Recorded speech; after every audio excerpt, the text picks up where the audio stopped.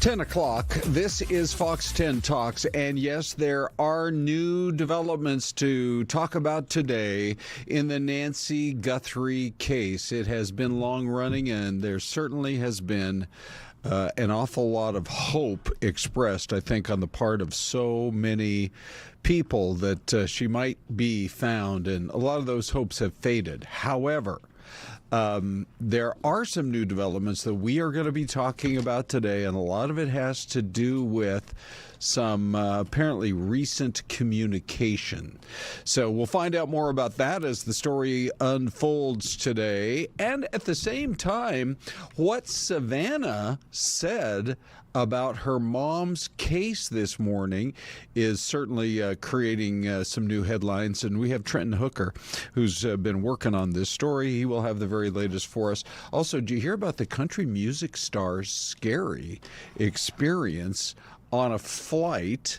Plus, Celeste and I are, Celeste, I hope you know this, we are going to unveil our Father's Day recipes that will work any day of the year. Absolutely, and it'll brighten up anybody's day every day of the year. Yes, it will. Make people very happy. I know you're going to share something that Renee put together.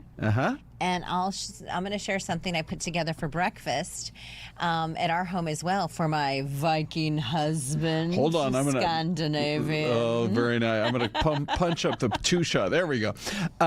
So yeah, good. He likes it when you call him your Scandinavian husband. Scandinavian. To the boats. Once in a while, I'll hear him saying "row." I'm like, what is happening? You're like, oh, don't settle worry. down. That was like your great-great-great-great-grandfather's best friend. That's just my husband. My apologies, everyone. To the boats. Anyway, okay, that's coming up, Celeste. Anything else? Just a couple of other items that we want to make sure we get to you. We also apparently... we're talking about dim sum. We are going to be talking about that. Which is delicious. There's a hot new place in Scottsdale. Yes. And we have some of the... we have a poll queue requeue because we had thousands and thousands of people comment yesterday on the whole situation with the pool, the reflecting pool. Oh, yes, and there at the in White D.C. House. Yeah, it's been really interesting. Yeah. But let's do this. Right now, we're going to bring on Trenton Hooker. Hello, Trenton. Good morning, Ron and Celeste. Good to see you, bud. Yeah, thank you. Are you also Scandinavian? Where's your hair? Oh, that's a great question. I have no idea on that part. Yeah, I would like to hope so, but certainly on the height part, that didn't get to me. So. Well, you're still strong. I can see rowing. Yeah. Rowing. Sure. Yeah, in the back. Right. Yeah. You just keep working out, man, and whatever you're missing in height. That's right. In spirit, for sure. I'll give you the vitamins that I give my kids. They're supposed to help with the height, apparently. Yeah, I think it's too late for me on that part, but that's okay. Okay, so let's get right into it, you guys, because the latest developments now in the Savannah Guthrie and Nancy Guthrie case are really interesting. We had TMZ joining us a little bit earlier this morning. We're going to talk about this and then get right into it with Trenton. So here's a little bit more of what TMZ had to say. Look, yesterday there were a lot of headlines in the news about Nancy Guthrie's ransom notes apologizing for accidentally killing her. More specifically, the second ransom note. Well, we went on our YouTube channel yesterday and our website to clarify what the ransom note that we received said. And look, the ransom note that we received did not apologize for accidentally killing her, but there is something else. We did receive demand letters from an individual that claimed to know the location of Nancy Guthrie. Now, on February 11th, we received a demand letter that said, "Time is of the essence. I know where she is. Send me 1 Bitcoin in return for the information." And then the next day, on February 12th, we got a demand letter from presumably the same person that said time is no longer of the essence. Now, a point that Harvey has made continuously over the last couple of days is if this was a scammer, if this was somebody that was trying to get money as quick as possible, you wouldn't say time is no longer of the essence. You would continue with the narrative that time was of the essence to get the money quicker. Now, obviously, Savannah Guthrie has taken to the Today Show recently and said, we are begging for help for anybody that knows any information about Nancy Guthrie's whereabouts, whether she is living or deceased. So all we can do now is pray for Savannah Guthrie and pray that that person does come forward here on out. All right, so Trenton, let's talk a little bit about what was it that Nancy's daughter Savannah had to say specifically today. Really tough on the Today Show.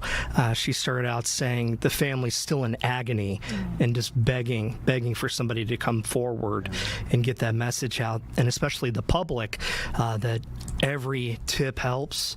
They want to see their mother come home and they need that final closure.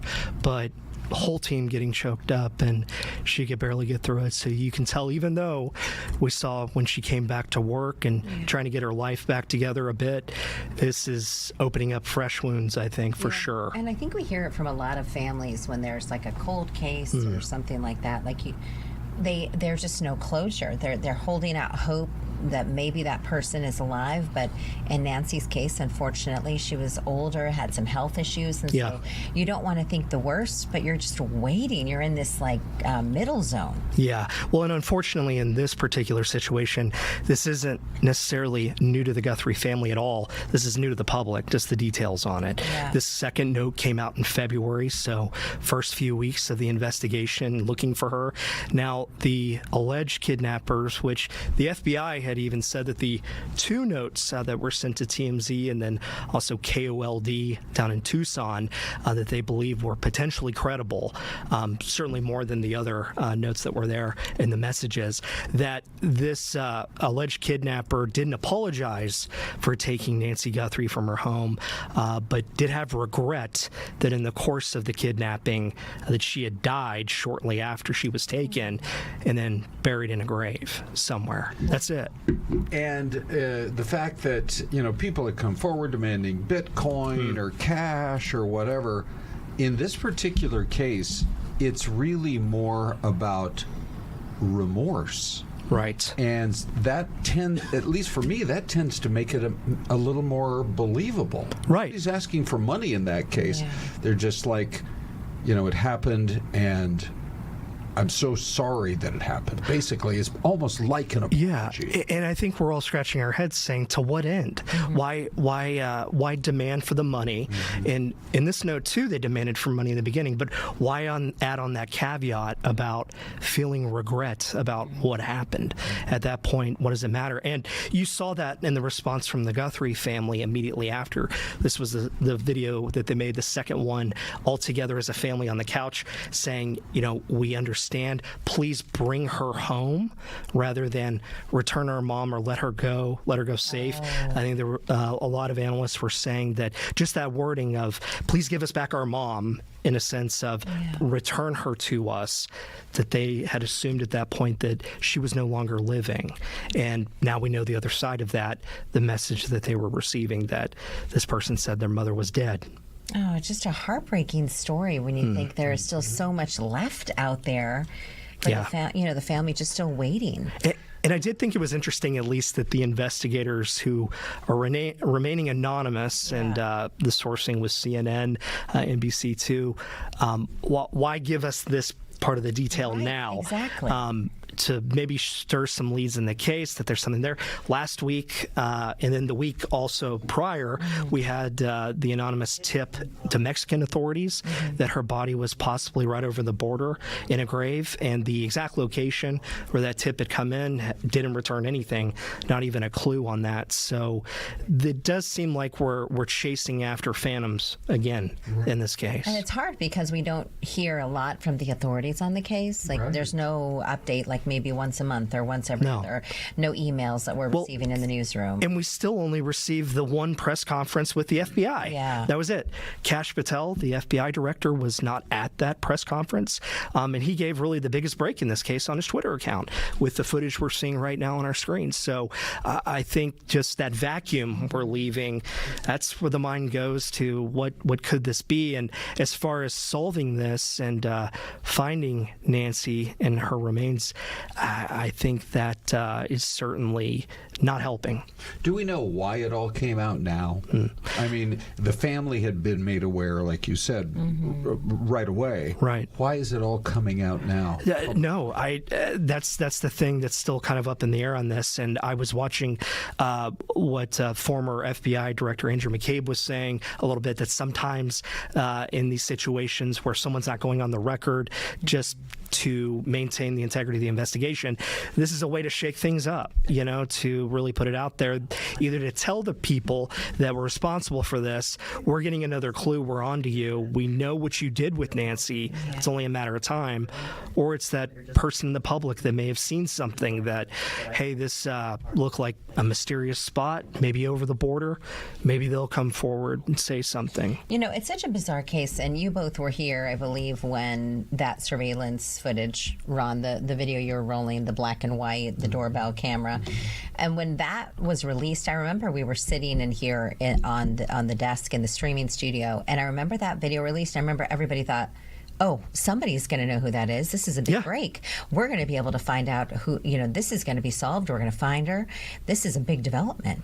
Well, but it really led to nothing. Yeah, you're exactly right. And it felt like that's where we were picking up momentum. And then we had later that day near the border with Mexico, where there was a man that was taken into custody. Now, he was released shortly afterward, but his mother-in-law, per law enforcement, said that she watched that footage and said, that looks like my son-in-law.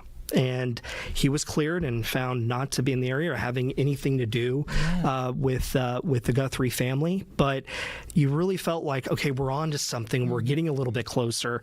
And then this time went on and on and on. If they're so remorseful, and we only have a minute left, if they're so remorseful, why not find a way to anonymously say, this is really where the body is, and go find, just to give the family closure. If that's really where they're coming from, you know what I mean? Yeah, and it's bizarre.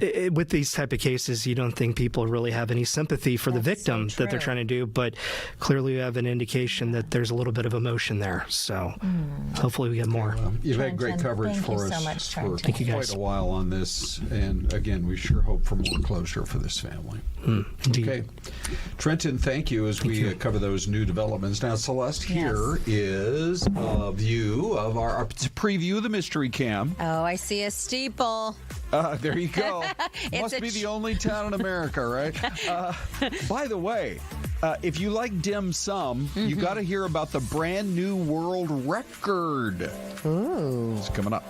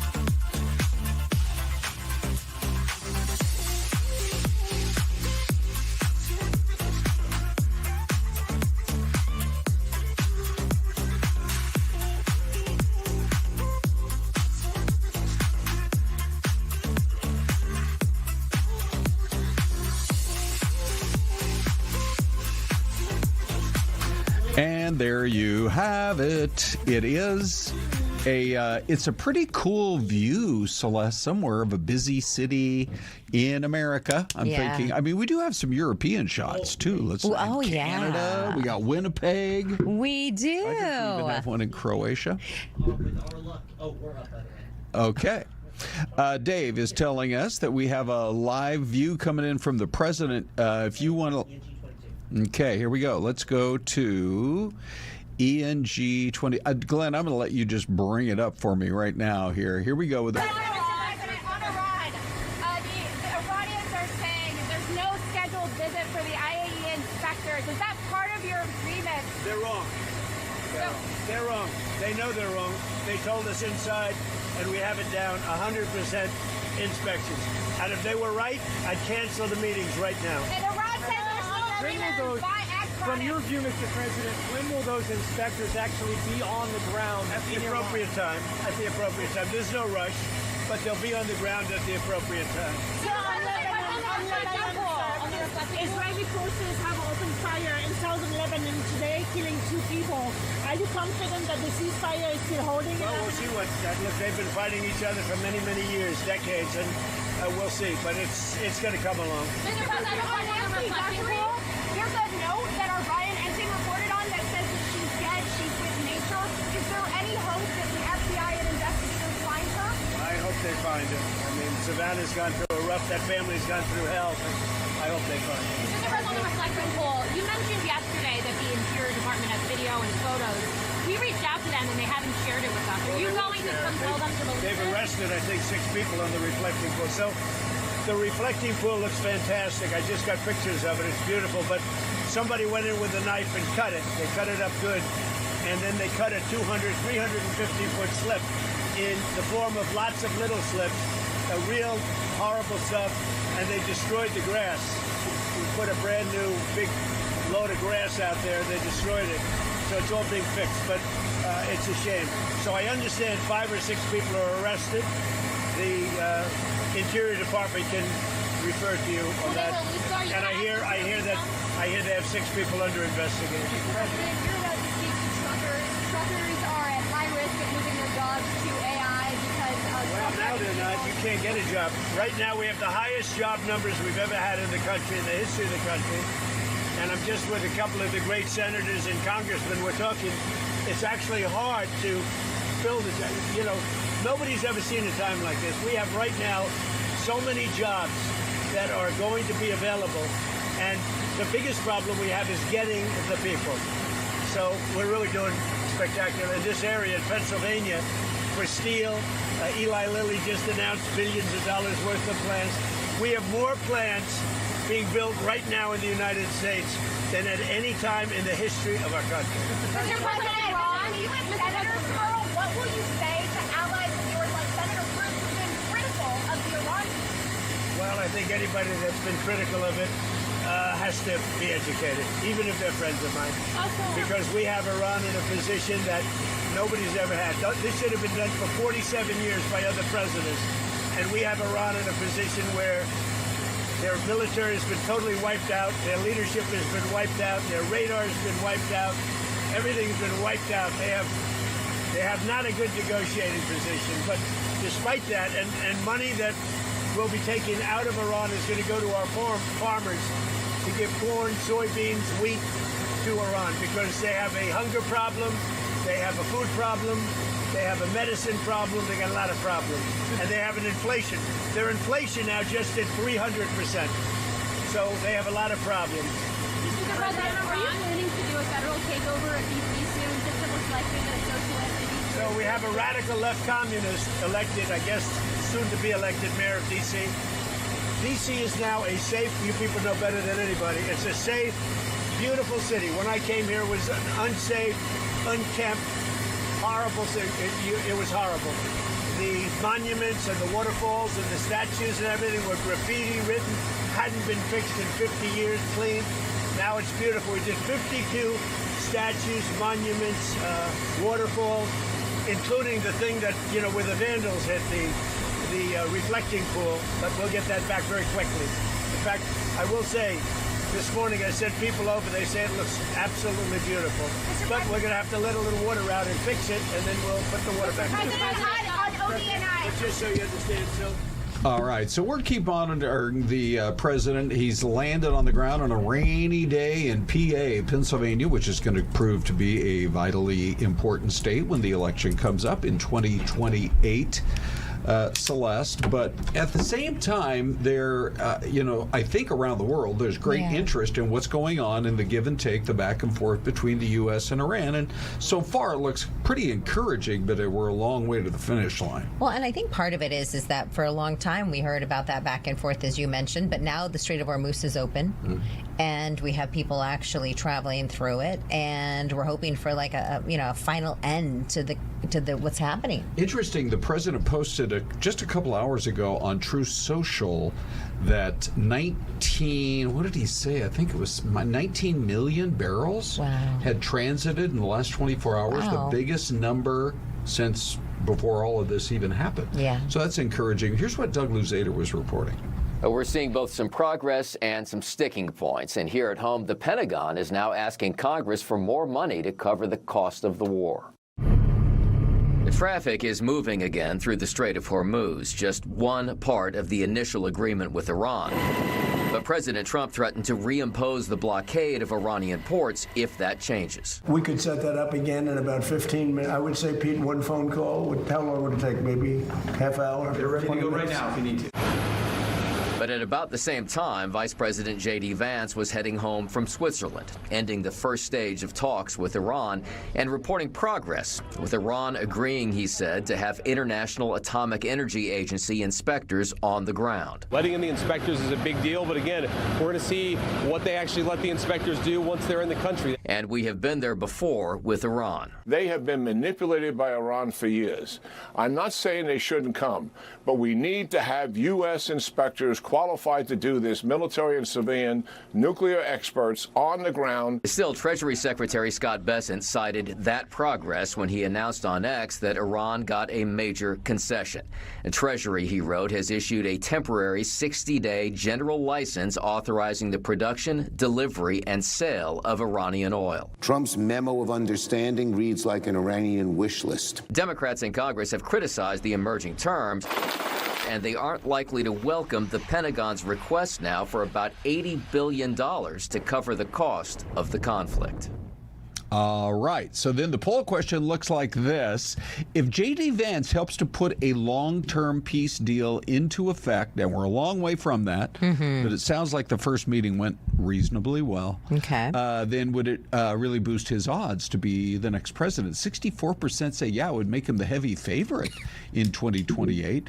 6% say no. If you look at the GOP, it's going to be Marco Rubio, who, a lot of people think will run for president in 28. But then 30% say, there's so many good Democrats who are going to run. One of them will win. All right. And we're going to take a look at your numbers here on YouTube. If J.D. Vance helps reach a long-term deal in Iran, with this peace deal, does it boost his odds for president? Right now, winning, 49% of you say no. So many good Democrats will run. One of them will win. 37% say yes, it would make him the heavy favorite in 28. And 13% say no, Marco Rubio will run and win. Maybe it's J.D. Vance's name on the ticket, but he brings Marco Rubio as his VP. Oh, I hadn't even thought of that, Celeste. Because Marco, he's political analyst. Come on. Well, Marco Rubio, I think that he's really been working a lot on foreign affairs. Right? Yes. Oh, obviously. We saw him on. I think he's headed there today. And he was in the stands with some of the foreign teams in the World Cup. He was watching the World Cup. Yep, so that's right. Interesting. Let's do this. Let's go to Dave. He's looking at your comments. Hey guys, so many people commenting on fox10phoenix.com/poll as well as on YouTube.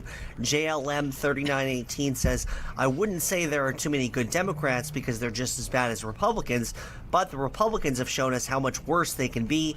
We want change to a less worse party.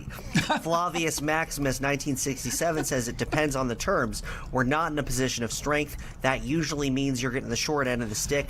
And Christine Carroll says, I believe J.D. Vance is the logical choice for the Republican vote. However, it is too soon to know for sure who will become the next president of the United States. We love hearing from you guys. Keep the comments coming. I love that.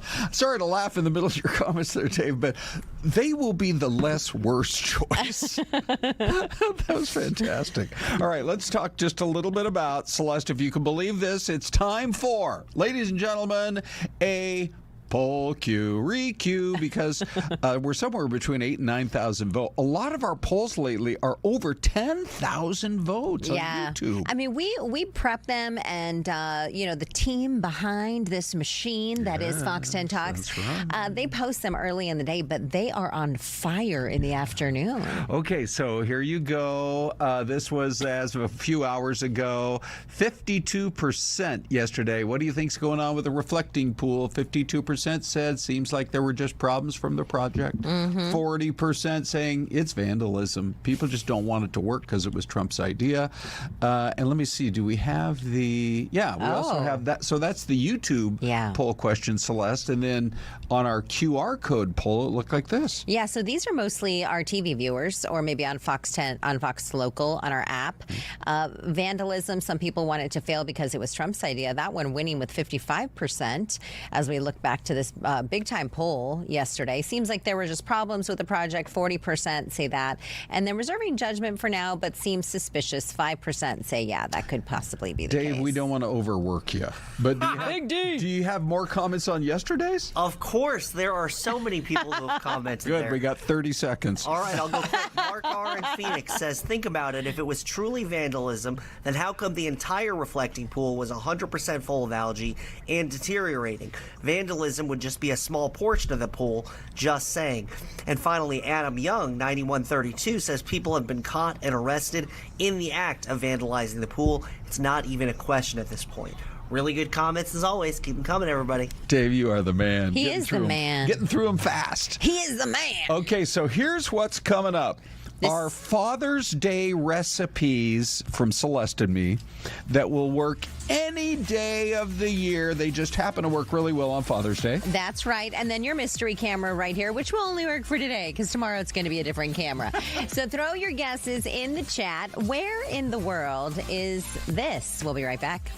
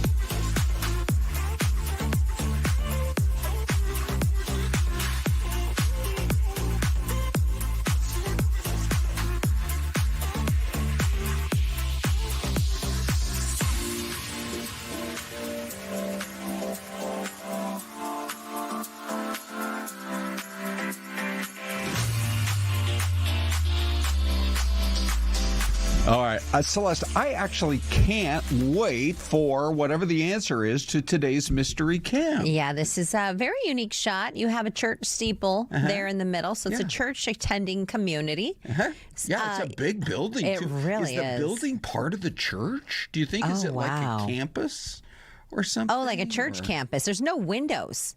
Yeah. So is that like I don't even know. What church, what religion would that be? No windows in buildings? No, that's not the way you want to go. At least throw a little stained glass in there or something.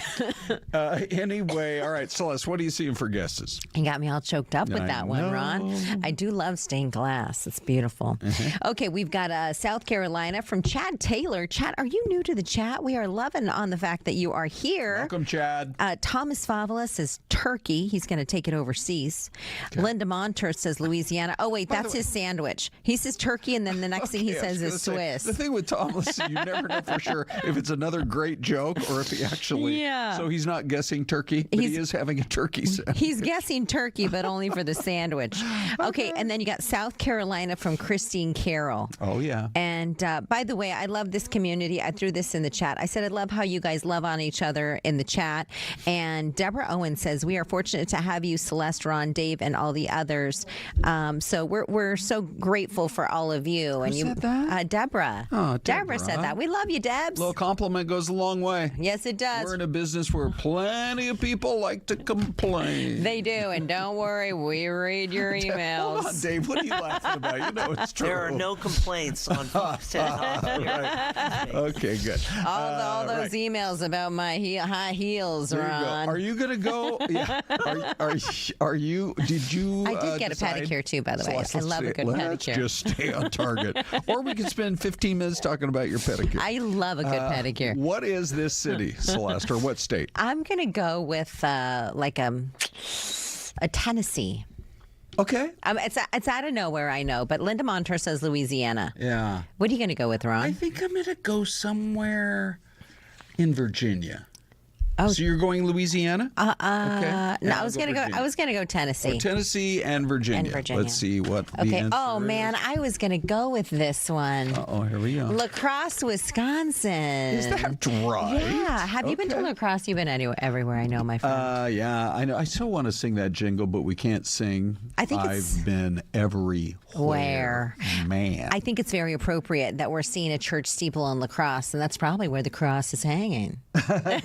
Yeah, probably so. I do love Wisconsin, but I've not been to La Crosse. I've been to Green Bay. I've been to Appleton. By the way, the home of Harry Houdini. Ooh. I've been to Madison, which is a really beautiful city. And then Milwaukee. I really like Milwaukee, too. Madison is University of Wisconsin-Madison, isn't it? Correct. I hear it's a great college town. It's kind of liberal, is what they say. But speaking of liberal, we have a professor from Berkeley. Wow. Coming on in about 10 minutes. Are they liberal too, you think? I haven't heard anything. We should ask them their political affiliation. Right.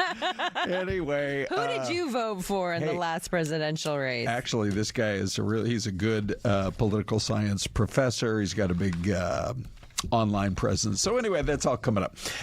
Hey, so let's talk about our great university right here in the Valley. We have obviously more than one because we have GCU, but we also have ASU. And just take a listen to this, because the ties between Arizona and Taiwan and the high-tech industry and chips and AI and everything else just keeps getting stronger. We want them to understand that Arizona is a welcoming community and that we're excited to work and collaborate with industries of all kinds. So semiconductor, health, biotech, medtech, that we're open for business and excited to collaborate. So there was a delegation from Taiwan that spent most of the day yesterday at the ASU downtown campus to learn about some of their investments in our state, because you know they're investing billions into the Taiwan semi facility up in the north part of the valley. They're going to go to some other places around the country and then wrap up their visit in D.C. But it's just, we're getting nonstop flights between here and Asia now. Yeah. Because of the business connections between Arizona and Taiwan. And I'm glad you brought that up, because I did a little search on flights to Taiwan. Okay. It's about 14 hours nonstop to Taipei City. Ooh, that's and long. it's about $900. Do you ever hear that Nate Bargatze. He's funny. He had a bit that was like how big this world really is. Yeah. He said he got on a flight to Australia, and they barely made it. Barely. I think he was afraid they were going to run out of gas. Yeah. Or maybe he thought the earth was flat. He's like, we're going to fall over off the side of the earth. Yeah. Well, so Sky Harbor is working on a project right now to expand with a bunch of new international gates. I think, that could be the ticket to, let's say, in 10, 12 years, something like that, having another World Cup here. I think when you look at the cities, I was thinking, why not Phoenix? Yeah. We have so much to offer. We have had a number of different NCAA, WNBA, NBA, all Super Bowls we've had here. Yeah. But I think it's the international flights. We don't have a lot of them here. Right. And we have a growing international, we have people who live here now who come in from all over the world. Yeah. And the World Cup is this worldwide phenomenon. Yes. Okay, so Celeste, let me just ask the question here about why is 2016 still trending? This nostalgia thing, I go on and I look for trending stories and I'm like, it's still out there. Yeah. People are still talking about it. So I thought what we could do is share a few photos from 2016. I don't even know what you selected, but here we go. So Celeste. This was around Christmas. I pulled up 2016. I don't think I've ever shared this on social either. Is that Gracie? That is Gracie is the one that Kai's our son. He's in the red shirt down the bottom. Yeah. I mean, this was a while ago. Our kids are teenagers now, but they were really young here. But that's Gracie looking up, and then Jack is the one that Kiana is holding. And and Kalina's there in the back. She's our youngest, and then Gary, my husband, the Viking. The Viking. Row that boat, Gare. Honey, get the rower. Who does your tree? Did you decorate that Christmas tree, Celeste? Every year I do it. You are amazing. Yeah, thank you. We need to do a new segment on you decorating Christmas trees. Oh, that would be so fun. Let's see what else I was able to pop up here. Okay. So 2016, Mason, who's turning 12 next week. Yeah. This is him and me in 2016. So amazing. Back in the day, we backed up to a canal, and we would take those little chairs, and we would go sit on the canal to watch the construction going on the other side of the canal. Oh, I bet he loved it. He was totally digging it. Yeah. So if he ever gets into the construction biz now, he can thank you. Yeah, he better. But since we're talking 2016, Celeste, this picture popped up just the other day, as a memory. I love this pic. Ready? Okay. Oh my gosh. Remember that day it says when Celeste's chair doesn't work, it cracks us up. Remember that day? The hydraulics weren't working and you kept dropping your chair. Every VO you'd read it, I'd look over, where's Celeste? Yeah, you're way down there. Yeah, it's like, what is going on here? What is the situation? Can we get an engineer on the shift, please? Come meet us in the studio. We have these chairs that, they lift and drop and, kind of adjust them.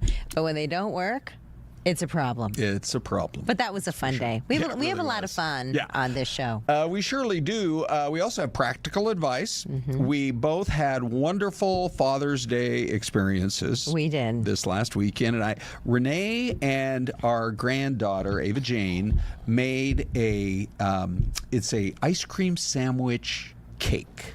Oh. And so the layer is a whole layer in the pan of ice cream sandwiches. Oh, yeah. And then some Cool Whip on top. Oh, of yeah. that. And then some sprinkled up Oreo cookies in a crunch, and then a few little mini M&Ms. Yeah. I'll show you the recipe in a second, but here's how it looked as we were actually trying to get it all put together and starting to eat. So, Ava Jane, you made it? You and Nene made it? Yes. I love that. Aww. Thank you. Okay, so here we go. There's Nene. So good. Here is all I know is I had to buy 24 ice cream sandwiches and all those little mini M&Ms. Good job, Jane. Yeah. Oh, it's so great. If you want to grab a screenshot, there you go. Here is the actual recipe for the ice cream sandwich cake. And basically, you just have those 4 items. The ice cream sandwiches. I just got the generic store-bought ones. Yeah, they're Safeway. Perfect. And then Cool Whip and some crunched up Oreos and then the mini M&Ms. Oh, my gosh. So that looks so delicious. Super easy and so tasty. I bet. One of the best things I've ever eaten. Well, ever. And perfect, I think, for summer, Ron. This is like something something the kids could do. Now, what's this all about? We made, my husband loves Swedish pancakes. And so this was, and I'll put the recipe on my Instagram stories. I'm going to throw it up right now at Celeste Fox 10. But the right-hand side of your screen is this old, like 1930s, The Joy. It's one of the, I think, OG Joy of Cooking cookbooks. Oh, wow. It's, and in it talks about a sift of this and a pinch of that. And you have to sift all the flour, baking powder, the sugar, everything inside. And then on the left-hand side was the finished product. And usually we'll do like, lingonberries is like the OG way because they're Swedish pancakes. I love that. But we do like regular jam. Like I'll just take out raspberry, strawberry jam. The kids like to put that in the middle, roll it, and then drizzle it with maple syrup, and then I made bacon. So you made a Father's Day breakfast for Gare, and this was like the sort of the prime part of the meal. Yes, this was like the the main part of the meal. And then we have a special plate that we have that I picked up at like Hallmark store years ago. Okay. And it says, "Today is your special day." Oh, nice. And so that's what we serve it on. For birthdays and on special days, we use that plate for the person. And so where can you find that recipe? On my Instagram at Celeste Fox 10. Oh, you're going to post it? Yeah, I'm going to post it right now. All right, so here is a cool story that dad jokes are good for you. Yes. So the science benefits say it lowers your stress. Yes. Because laughter releases like endorphins. And it builds bonds with the family because the dad tells the jokes and the kids, throw stuff at him. They're like, come on, Dad. Not even funny. Now listen, we're not. What was the other thing? And according to British Psychological Society, dads repeatedly subjecting their kids to cringe-worthy humor teaches kids to deal with awkwardness and not take things so seriously. I think that is one of the most important things about life. It's like, what? Don't take it so seriously. It's not that. Like the kids say this. It's not that deep, Mom. Okay, well, it's not deep. It's not that deep. Yeah. So it's really not that deep. But if you guys have dad jokes, throw them in the chat. Oh, that's a great idea. I bet Big D. You were saying he has got plenty. Well, we're up against a break, but right after this break, you will not want to miss Big D's Dad Jokes 2026. I hear a new segment. Okay. That was I looked at the time and I was like, oh no.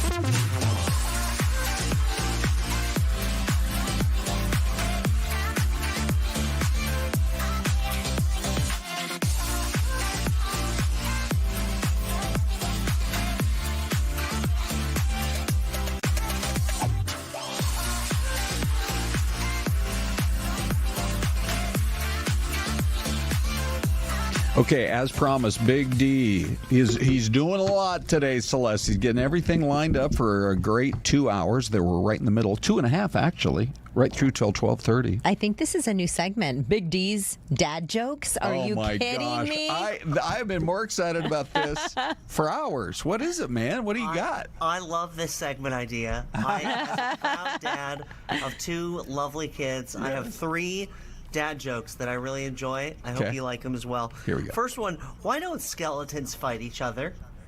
Let's see. Because bony, because they're bony. They don't have the guts, guys. Oh, good. Okay. Right, next one for one for Big D. Go for Why it. Why did the Scarecrow win an award? Is this like a Wizard of Oz type joke, do you think? Because he was outstanding in his field. Oh, that's good. That's really good. And then one of my all-time favorites, how do you make a tissue dance? Oh, how do you make a tissue dance? You put a little boogie in it. Okay. Dave, excellent. What do you call a bear with no teeth? What do you call a bear with no teeth? Yeah. Okay. Dave? Gummy bear. Yeah. Yes. Just said. That's good. Yeah, That's good. You know, Glenn's very well read. He's a very smart man. How about this one? Did you guys hear about the restaurant on the moon that got really bad reviews? It was out of this world. Or... No, got bad reviews. Bad reviews? Yeah, the food was great, but there was no atmosphere. What do you think, Celeste? That was really good. All right. Anyway, you can share, like Celeste just said, share your great dad jokes with us. We'd love to hear them. Let's go, you guys, now to Dan Schnur, who is, just to get ready for your bio here. By the way, Dan, do you happen to have any handy dad jokes yourself? You know, when you promoted this spot, I got all nervous because our kids have forbidden me from telling dad jokes. But the ones I have can't match Dave's anyway. Okay. That's great. All right. Oh, that's amazing. Okay. Well, thank you for joining us this morning. We're looking forward to chatting with you. Yeah, if Dan looks at all familiar, you might have attended classes at... Stop me before I go too long here, Celeste. Cal Berkeley. Keep going. At the Institute of Government Studies. Pepperdine at their Graduate School of Public Policy. Keep going. Or USC's famous Annenberg School of Communications. Yeah, he teaches courses in politics there. We are fortunate to be able to take a few moments of your time, Dan. Thank you for joining us. I know you're an expert there in California politics. Let's start with Gavin Newsom, if we can, first here this morning. And, what's next for him? Well, Gavin Newsom has been running for president, not just since he got elected governor, but there's widespread suspicion in the Bay Area. He's been running for president since he was in elementary school. And now that he is about to be termed out as governor of California next year, he's certainly turning his attentions even more fully in that direction. He's emerged as probably the Democrats' most vocal and arguably most effective Trump critic, which has moved him up to the top of most pre-primary polls. And his real challenge going forward, if you ask me, is what else he talks to the American people about when he runs for president, other than what he doesn't like about Donald Trump. Whoever his opponent is going to try to paint him as a California liberal. Yes. Is he a California liberal, and will that hurt him, across the country? Well, for California, he's probably somewhat center-left. There are people in the state legislature and in elected office at the local level who are much more liberal than he is. But for voters in swing states, I think he's going to be more liberal than they are used to seeing. And that is, you guys nailed it exactly right, that is going to be his greatest challenge when he campaigns in swing states around the country. Let's talk about another famous Californian, Kamala Harris. Yes. As you try to read the tea leaves, is she going to run for president in 2028? Do you think she has learned a few lessons along the way that might make her a more viable candidate next time around? I'm really, really bad at predictions, but I will say this. I'd be incredibly surprised if Harris did decide to run for president again.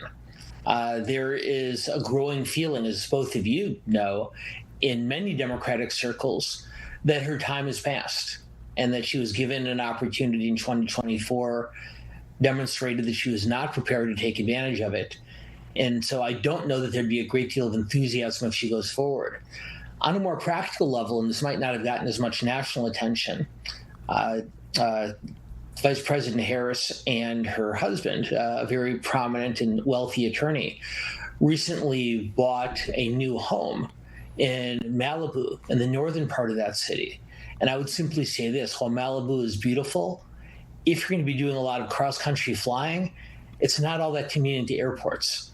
So that strikes me as somebody who might be settling in rather than getting ready to run again. Celeste, now that's some good insight. Yeah, right that there. really is. That's some critical thinking. I don't know if a lot of people outside California knew that. You know, that's what happens. You invite someone from Pepperdine. That's where our school is. It's a beautiful campus, by the way. It's a beautiful part of California. You've been there, Celeste. That's great. I have. You know, here's a question for you. When you look at the potential Democratic runners against, we were talking earlier in the show about the potential for J.D. Vance. It's part of our poll question. J.D. Vance running for office versus a Marco Rubio or something like that. Let's say, for example, let's take J.D. Vance, and he does run for president. Who in the Democratic Party, they do have a lot of people that may want to run for office, who could potentially even run against him, or who's the front runner when we look at Democrats, if it's maybe not Kamala Harris, or is Gavin Newsom the guy? Oh my gosh. If you think about it, in 2020, there were 25 Democratic candidates for president. Wow. And that's when Biden was a strong favorite from the outset. I can't even begin to guess how many Democrats will run this time. And if you don't think we have enough time for all the dad jokes, I know we don't have enough time to go through the entire Democratic primary field. But I would offer you this. I am, in addition to my political work, I'm very active in the Jewish community here in California. And there are 4 prominent Democratic Jewish potential candidates all thinking about running. Josh Shapiro, of course, the governor of Pennsylvania, but J.B. Pritzker, the governor of Illinois, Rahm Emanuel, the former mayor of Chicago, and John Ossoff, the senator from Georgia. And while I'm not necessarily supporting or endorsing any of them, I think it's unfortunate that in today's Democratic Party, none of them really has much of a chance of being the party nominee, given how strong the anti-Israel sentiments have emerged on the party's far left. Oh, interesting. Wow, that is really, yeah. We're almost out of time, but we're loving our, keep us in your Rolodex. We want to invite you again here as we get closer to election season. But let's talk about this Republican who seems to be kind of making some waves in California. We've talked about some prominent Democrats.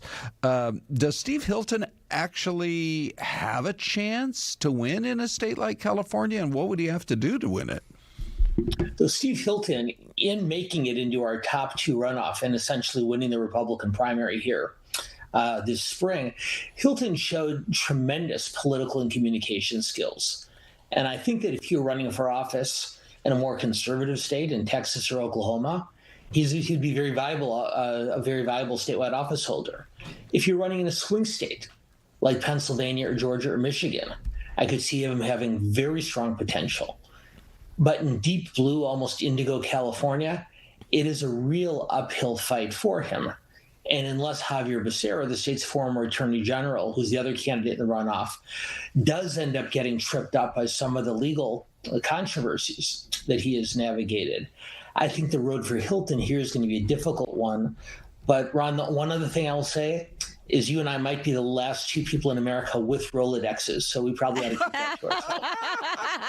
Oh my God! Okay, everybody, people watching are like, "What is a Rolodex?" This is the best combination of real political insight and flat-out humor. I think we almost need like a weekly segment with Dan. Okay. He's amazing. Next week, Ron and I can talk about CDs and compact discs. And, this is great. Well, okay, fine. Make a note in your phone then. You're on our favorites list. Dan. Okay, Dan. Thanks so much for having me, guys. I really appreciate it. By the way, it's called the Dan Schnur Political Report, and we can find those on YouTube, correct? as well? Absolutely. Okay. Thank you, Dan. That was fun. Have a great day, buddy. Thanks, we appreciate you. Yeah. Hey, we better get to this story here, Celeste, because we were talking about it all morning. The country music star Chris Young apparently had a very scary flight. Here he is with one of his music videos that's had hundreds of thousands of views. He was flying into Nashville to go see his dad for Father's Day, but it was a terrifying experience because the pilot gets on there and says, hey, look, our brakes aren't working. We don't believe we're going to get down as fast as we can. Apparently everything went fine. Have you ever had a kind of a scary situation? Not like that. On a flight? Not like that. I mean, when Gary and I were flying together up to Idaho, Sun Valley, we hit wind shear landing in Sun Valley midday, and you're kind of anti-turbulence, aren't you? Most of us, I think, are probably. Right. But that was pretty scary. And he was flying, and he said, "Honey, can you open up the bottle of water?" And I opened and gave to him. Water was shooting out. We were going like this, and we had to do a go around in the canyon, and it was pretty scary. But not on a commercial flight. Yeah. But that's pretty scary stuff. So they were able to land. Yeah. Apparently, it came out okay. I think it might have been an indicator light. I was actually on a Delta flight flying home to Phoenix from Minneapolis, and I actually checked flight radar 24. We were all the way over Nebraska, and the pilot comes on and says, we have an indication here that we're having problems with our brakes. Wow. So we're going to return. We're going to go to the Minneapolis airport, and he's like, when we land, you'll see some emergency vehicles. Please don't get too upset about it. It's sort of standard procedure. But the cool thing was there were no other planes around. Yeah. They cleared that airspace for us to get there. I know. So they finally landed, fortunately. I bet the second everybody landed on the ground, you're like, kissing the ground. Applause. You're like, oh, thank you. Absolute applause. Celeste, as we get ready to clear out of here for Ty and Anita, I just thought these were great picks. We all know London is a foggy town and a rainy town, but man, it was like they were setting records last night with all the rain and lightning in London. Oh my goodness. You know, people had probably in their London way had their Burberry jackets out, which we're not wearing those here in Phoenix. Thank you for watching, everyone, and stay cool out there. Anita and Ty are up next. We'll see you tomorrow.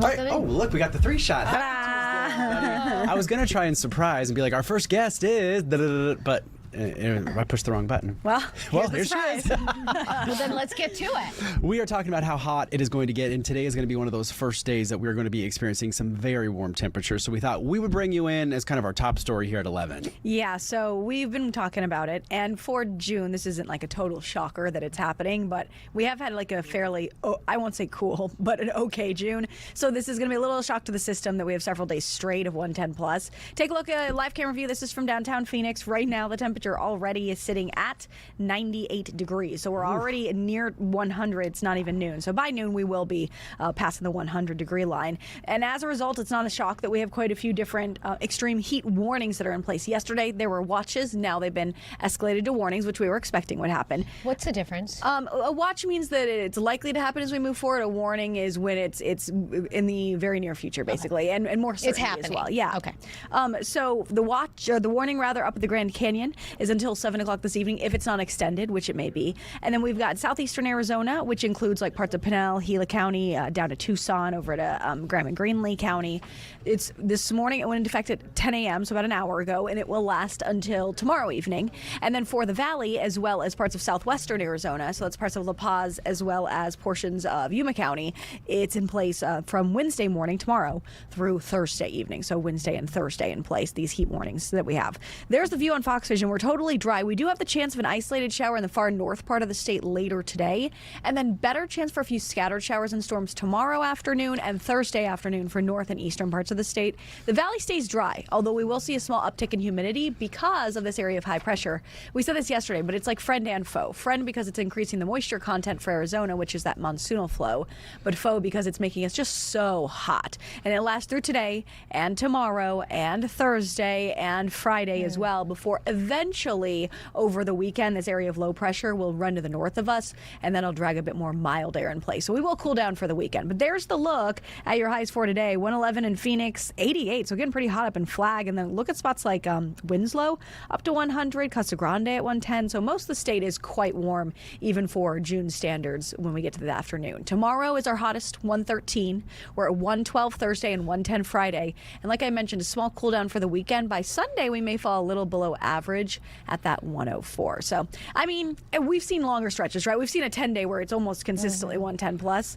But still, this is going to feel toasty out there. It's always shocking when it gets so hot up north and we have those warnings in the Grand Canyon. Yep. Because you always think I'm going to escape the heat and head up north. Yeah. Not necessarily. And I mean, Sedona, this time of year, all of a sudden we're like, oh, yeah, it could be 100 there pretty easily now. And you think, oh, man, but at least it's not 110. That is very true. Crystal, thank you. Yeah, thank you. Thanks, We'll guys. see you back here at noon. Okay, sounds good. All right, continuing with some of our other big stories that we're following for you. We're talking about Nancy Guthrie, and it's been several months now since she went missing, 84-year-old out of Tucson, Savannah. Guthrie's mom, the host of the Today Show. So what we are learning today, we do know that there were a couple of ransom notes, and allegedly we are getting word that one of those ransom notes indicated that the 84-year-old had died. So some media outlets previously reporting that they received these notes, and now we're getting more information. Where this information is going to lead, obviously still unknown, but we were also talking about how there was some help being offered as far as that ransom, but we also know a ransom was never paid. So there are still many, many questions. 84-year-old went missing from her Tucson home back on January 31st, if I'm not mistaken, that night. Out of memory. And this is really the only evidence, if you will, that was ever recovered, basically, right? Right, and we don't know who that person is. That person's never been identified, and we had some blood on the doorstep and things like that. We found a glove on the side of the road, but still waiting for more answers. Ongoing mystery. All right, our other big story that we're following for you, if you are into shopping, you might love this. Amazon Prime Day kicks off today. This year's sale was moved up slightly earlier compared to previous years. The 4-day event stretches through this Friday. Most deals, though, do require that Amazon Prime membership. But some folks are saying, you know what, shop around, because some of these other big box stores like Target, Costco are starting to kind of get on board with these Prime Days and trying to beat those Prime Days. So they say actually shop around a little bit before you just press that buy now button? I purchased a hair tool, if you will, which I will use for work every day if it works out. I Googled it to see, to compare prices, and Kohl's, Walmart, Target, everyone had the same price across the board. Everyone had slashed it. So I don't know if these other retailers know what Amazon's going to be marking down. But I also think this is a good time to stock up on the essentials. Yeah. You know, I mean, buy those in bulk. They're not going to go bad. Shampoos, conditioners. But also, it's not a bad idea with the way the economy and inflation are. Maybe start doing a little holiday shopping. Oh, that's smart. Slow it down a little bit, you know. There you go. All right, let's talk about what you guys are looking at on our webpage. So these are the top 3 web stories as of right now. The first one is this story, getting a lot of buzz. Listen to this. A Santan Valley woman, 82 years old, fell asleep. She had to be hospitalized with 3rd-degree burns and severe heat stroke after falling asleep in the sun in a metal chair. She even had multiple surgeries, suffered liver and kidney damage, and lost the tip of her pinky because of the intense heat. So this happened in Santan Valley, and she was laying on a metal chair. And so the belief is maybe perhaps the pinky finger hit that, but a lot more still needs to be uncovered about that one. Second, Phoenix woman is arrested allegedly performing illegal Botox filler injections. So we're talking about a Brazilian butt lift. We're talking about Botox. We're talking about fillers. She didn't have a license. And not only that, she has been linked to another woman who didn't have a license and faces similar charges a couple of months ago. They have records of the two of them texting back and forth saying, you can't do this without a license. Wow. But they discounted it, so there you go. A lot of people went out there. All right, let's move on. We have a live guest waiting in the wings for us on this Tuesday. We have Elizabeth Pancotti. She is the Managing Director of Policy and Advocacy at Groundwork Collaborative. We're talking about how everything is so expensive. We just had that story about Amazon Prime Day. Everybody's looking for a deal right now because everything's so expensive. Good morning, Elizabeth. Good morning. Thanks so much for having me. Well, so can you find a deal? It's a good question. I think as folks head into summer barbecue season or stocking up on chlorine for the pool or filling the gas tank for a road trip, everywhere people turn, they are facing higher prices. And I think, you know, the high temperatures this summer are making people sweat, but unfortunately prices are making them sweat even harder. So I was chatting with my dad about this. He's visiting from Chicago. We're in the Phoenix, Arizona area. And he was talking about how, you know, inflation has come and gone. We've seen prices, he's seen prices throughout his lifetime go up, and then prices will sometimes go down. What can we say about what's happening now? Because, I mean, egg prices a couple years ago were $6 a dozen. They did go down a little bit, but not to where they were below. Gas prices we're hoping are going to go down, but are they going to dip down as low as they were before the conflict with Iraq?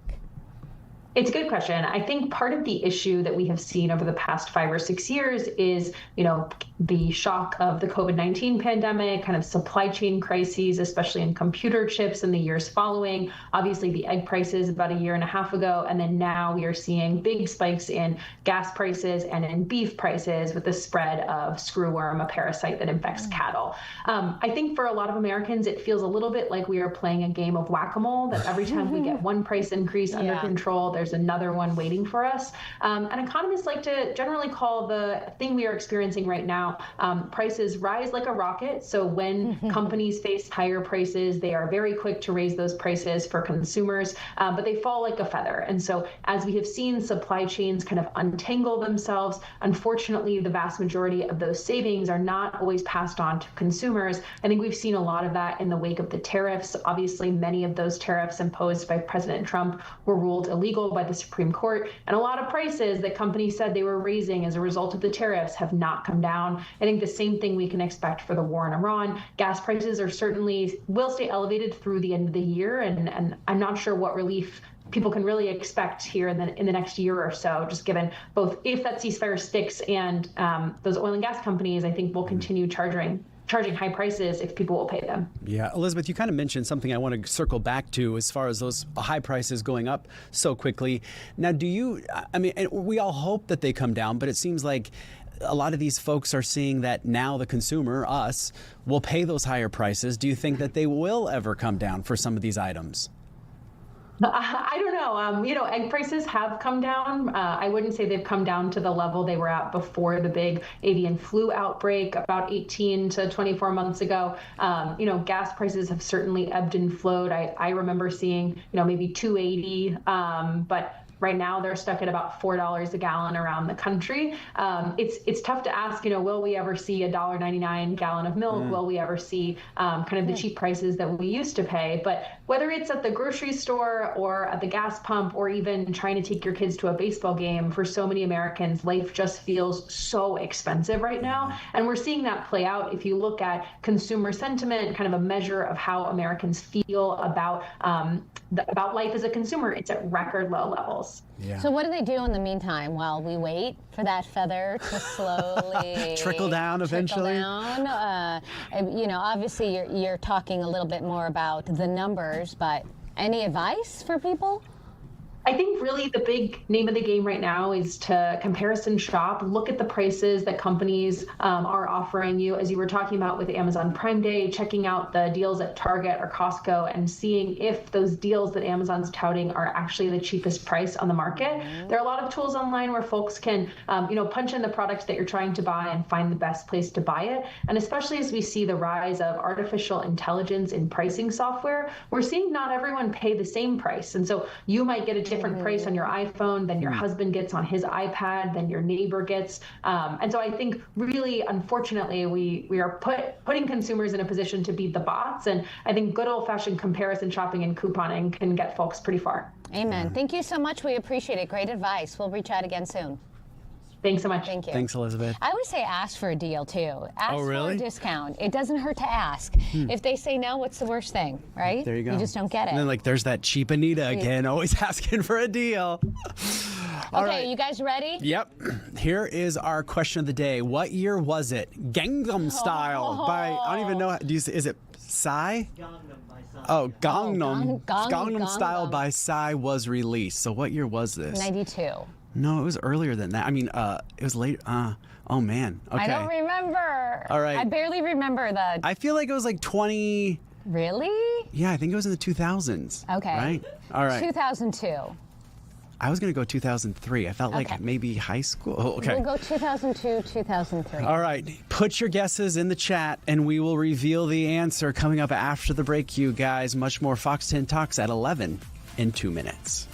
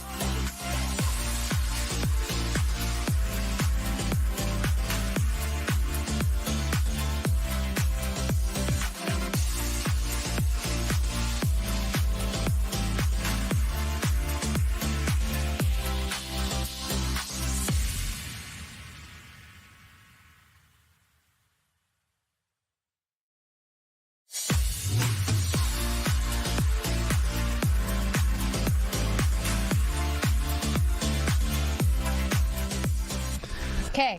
All right, welcome back. This was your question. What year was it? It's this new game we play every day. We want you to participate. I think someone, maybe Louis Gonzalez. Maybe Use the Google machine? Use the Google machine. Be kind forever. Use the Google machine. And then maybe guess differently. You guys are good. You guys are good. Gangnam style? Is that how you say it? What year was it released? Are you ready for the answer? What did we say? I said 2009. Dr. Bhuyan, our next guest here. Oops, hold on. Where are you? It was 2006. No, you said 2002. Oh, I said 3, yeah. You said 1992 in the beginning. She's keeping you honest. She's keeping you honest. I haven't slept since Friday night. I thought I was dancing to this in college, so I said 2006. I don't know that. Okay. Are you ready for the answer? Here it comes. 2012. Louis Gonzalez. The Google machine. Good job. Worked. If you didn't Louis Gonzalez. Google it. We have to make sure to encourage people to guess. Not cheat. Don't right? Google. Okay, There I you was go. dancing to this in med school, as it turns out. So Oh, look at you. Not college.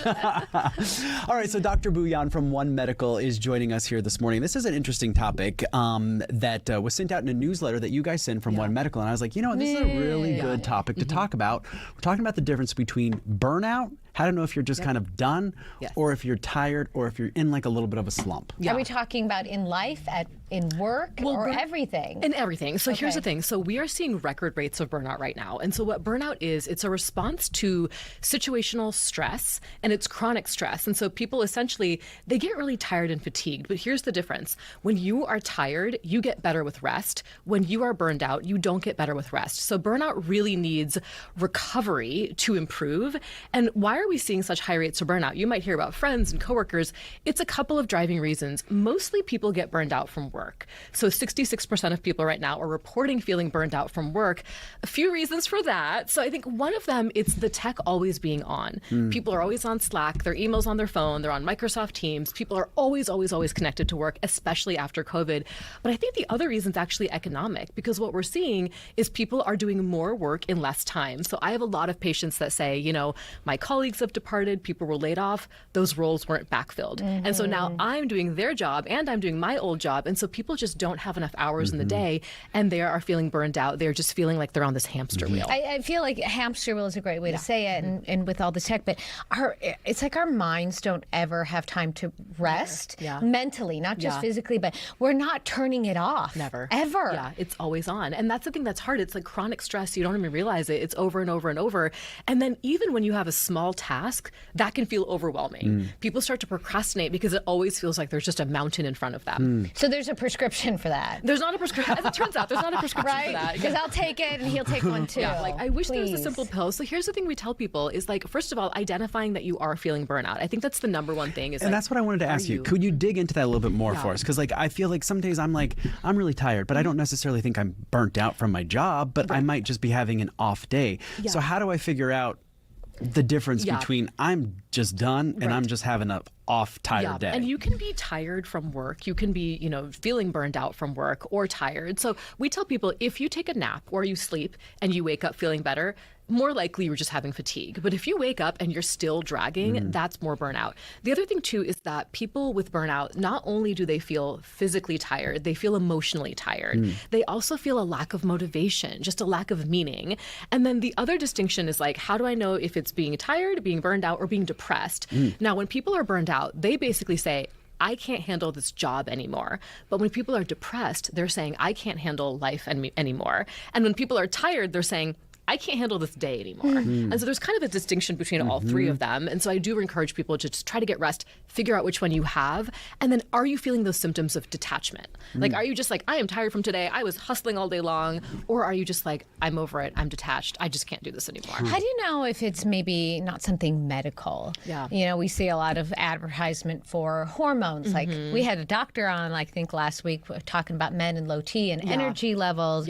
Or maybe your thyroid is out of control. I mean, there are medical reasons for feeling the same way you feel when you're burned out. So when people come to me, I think one of the top complaints I get now is people say they're fatigued. So when people come to me and say they're fatigued, it is a whole range of, are you going through something that's mental health related? Is it burnout related? Is it like low anemia, nutritional deficiency? Is it other things? So as a primary care doctor, my job is to investigate and figure out, like, let's do labs, let's kind of figure out the first step. And then when we rule out anything medical, then we can say, is it mental health or is it something like like burnout. So what do you recommend to your patients then if it is mental health and burnout? Yeah, so one of the things I tell people, there's actually a 42% rule regarding burnout. So this idea that 42% of your day should be spent on rest and recovery. And so that's 10 hours of your day. Now, when I say rest and recovery, that does not mean that you're working 14 hours of the day. So if you're sleeping 8 hours of the day, the other 2 hours you need to spend on really meaningful rest. That might be reading a book. That might be social interactions. And when I say work, 14 hours of your day, it's not just work at work, but it's also like cooking, chores, taking care of the kids, cleaning. All of that is paying the bills. Yeah. You get stressed out paying the bills. So for most people, the only time they actually rest is like 6 hours of sleep that they're getting. And then the entire rest of their day is work, chores. And so we have to kind of unplug from that. The other thing I say, this is really interesting. Most times I do recommend things like, in most medical situations, I say like eat healthy, sleep, exercise, dance, right? I always say that. Dance. In this, Yeah. In this scenario, agree. it doesn't always cut it. So I do tell people with burnout, self-care cannot always solve burnout because burnout is sometimes a systems issue. It's an issue with your work structure. And what really solves burnout is setting boundaries. And so you have to go, it's not easy, but you have to go to your work and say, look, this is what I can do. This is what I can't do. It's setting boundaries with relationships if you're in toxic relationships. And so really setting boundaries is one of the keys to burnout. And then I also tell employers, like people who are management and leadership at these organizations, look at your employees and like understand, are they feeling burned out? What can you change from a systems perspective and not just put it on the individual? Let me ask you this too, because I love to kind of dig into this more. Now, do you think that maybe you should make tiny systematic changes before you say, I'm done, I'm out of here? Like maybe say, go to your boss and be like, hey, I'm feeling XYZ. Can I maybe work from home a day or do something, you know what I mean? Exactly. No, I think those tiny work changes, the work structure changes are important. Here's a good one.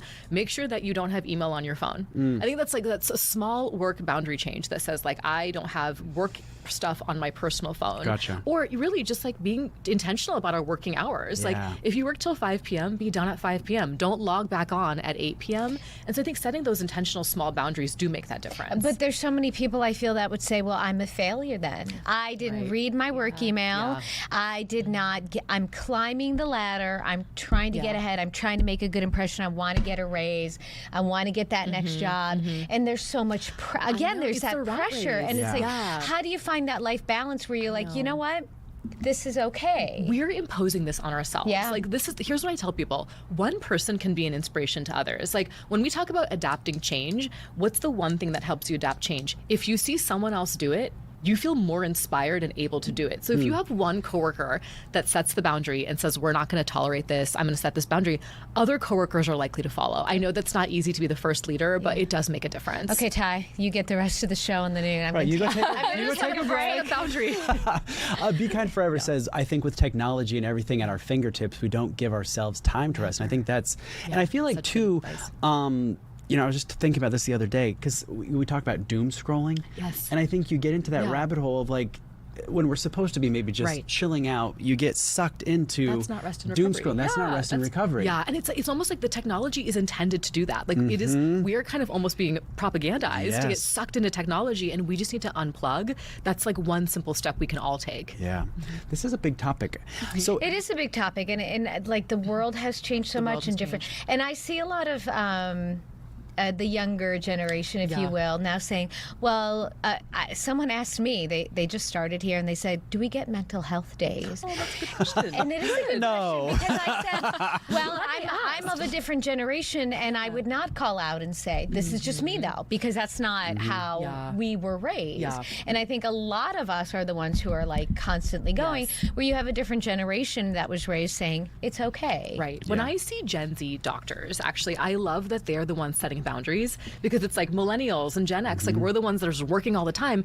And a lot of folks are saying, we're not going to tolerate that. And I think it is a good thing when people ask for mental health days, set boundaries at work. And it's almost like it's on us to also follow that lead. It's not easy to do. We've all got type A personalities. I know it. And so we just have to think about what's best for us in the long run. Here's what I'm thinking, though. If we don't do it then, and they're not going to do it, who's going to do it? We have to do it. But there are some companies that I was reading, some of these startups that are really trying to, I guess, get the right people in the door. So they're offering a lot of incentives that have mental health days, or you do a hybrid schedule. Like I feel like this might be we might be on the precipice of some change when it comes to how we work and live. Exactly. And I think we should make sure that we're not normalizing a 60-hour work week. Really, like that's it. Because you're asking, like, who else is going to do it? Well, then another person. Hire another person. Yeah. And so we can't normalize that it's just completely fine to work 60 hours, sleep 6 hours a day. Like, that's not okay. We are setting these standards for ourselves in society, and we're perpetuating it. Dr. Bhuyan, if folks wanted to get a hold of you, get more information about everything that you do, you're such a wealth of knowledge. We love when you come on. Yeah, well, thank you for having me on. You can visit onemedical.com. Happy to answer any questions, and I'm obviously happy to do visits with people as well. Thanks for having me. Thank you. She's going to write us a prescription. For a day off. For a day off. Mental health Dave, did you hear that? Thank you. We appreciate it. We'll have you on again soon. Thank you. We're about to wrap up. We have a couple of things that will be happening tomorrow, you guys. Phoenix Metro going under that excessive heat watch tomorrow and Thursday. Crystal was talking about that. The difference between the watch in the morning, of course, is that we're keeping an eye out for it. And what's so interesting, too, it's not just Phoenix Metro, but we're seeing pretty extreme heat in the northern portions of the state as well. So we'll be looking out for that, as Anita mentioned. And then, of course, the U.S. Census Bureau is going to be releasing the May new homes sales report. And this obviously always kind of has a little bit of an impact when it comes to the stock market. And I don't know, can we pull up the stock market, you guys, and we can take those live numbers here this morning? Ronnie, I don't know if that's a problem. Just so we could talk about kind of what we've been seeing today, because we did see quite a big sell-off. The Dow's doing all right now. Let me pull this up so you can see the Dow's doing all right now. We're up about 37 points, but some of those other tech stocks were really down. So we saw the NASDAQ was down this morning, as well as that buy-off continues. SpaceX was the big one. Yeah, SpaceX. They launched, 2 weeks ago? They went public 2 weeks ago, and that has been below 150 post the IPO opening. So that's been a pretty big shock to a lot of people as well, and they're keeping an eye on that. So the other big thing that we want to talk about, and we can't show you guys video. No, we don't have any video. Because FIFA Fever is taking place right now, and you mentioned it yesterday. Is it, how do you pronounce his first name? Is Lionel Messi. Breaking records during this really, I feel like everyone's paying attention, not just to him, but every team. But he's breaking some big records. He had 18 goals. 18 goals. Which is the most, the record breaking. But there are some players that are kind of nipping at his heels. Oh, okay. So I'll have to be watching. Okay. I forgot his name. Well, we're going to take, we got a break, so it's okay. Bye.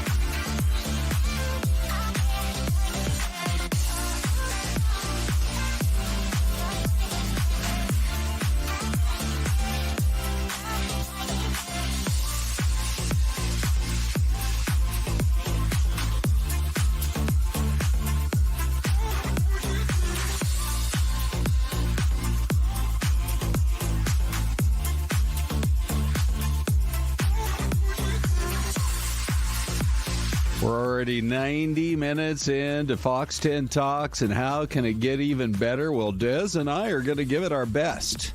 Right, Desiree? Yep, of course. Correct. Always do. Yeah, we do.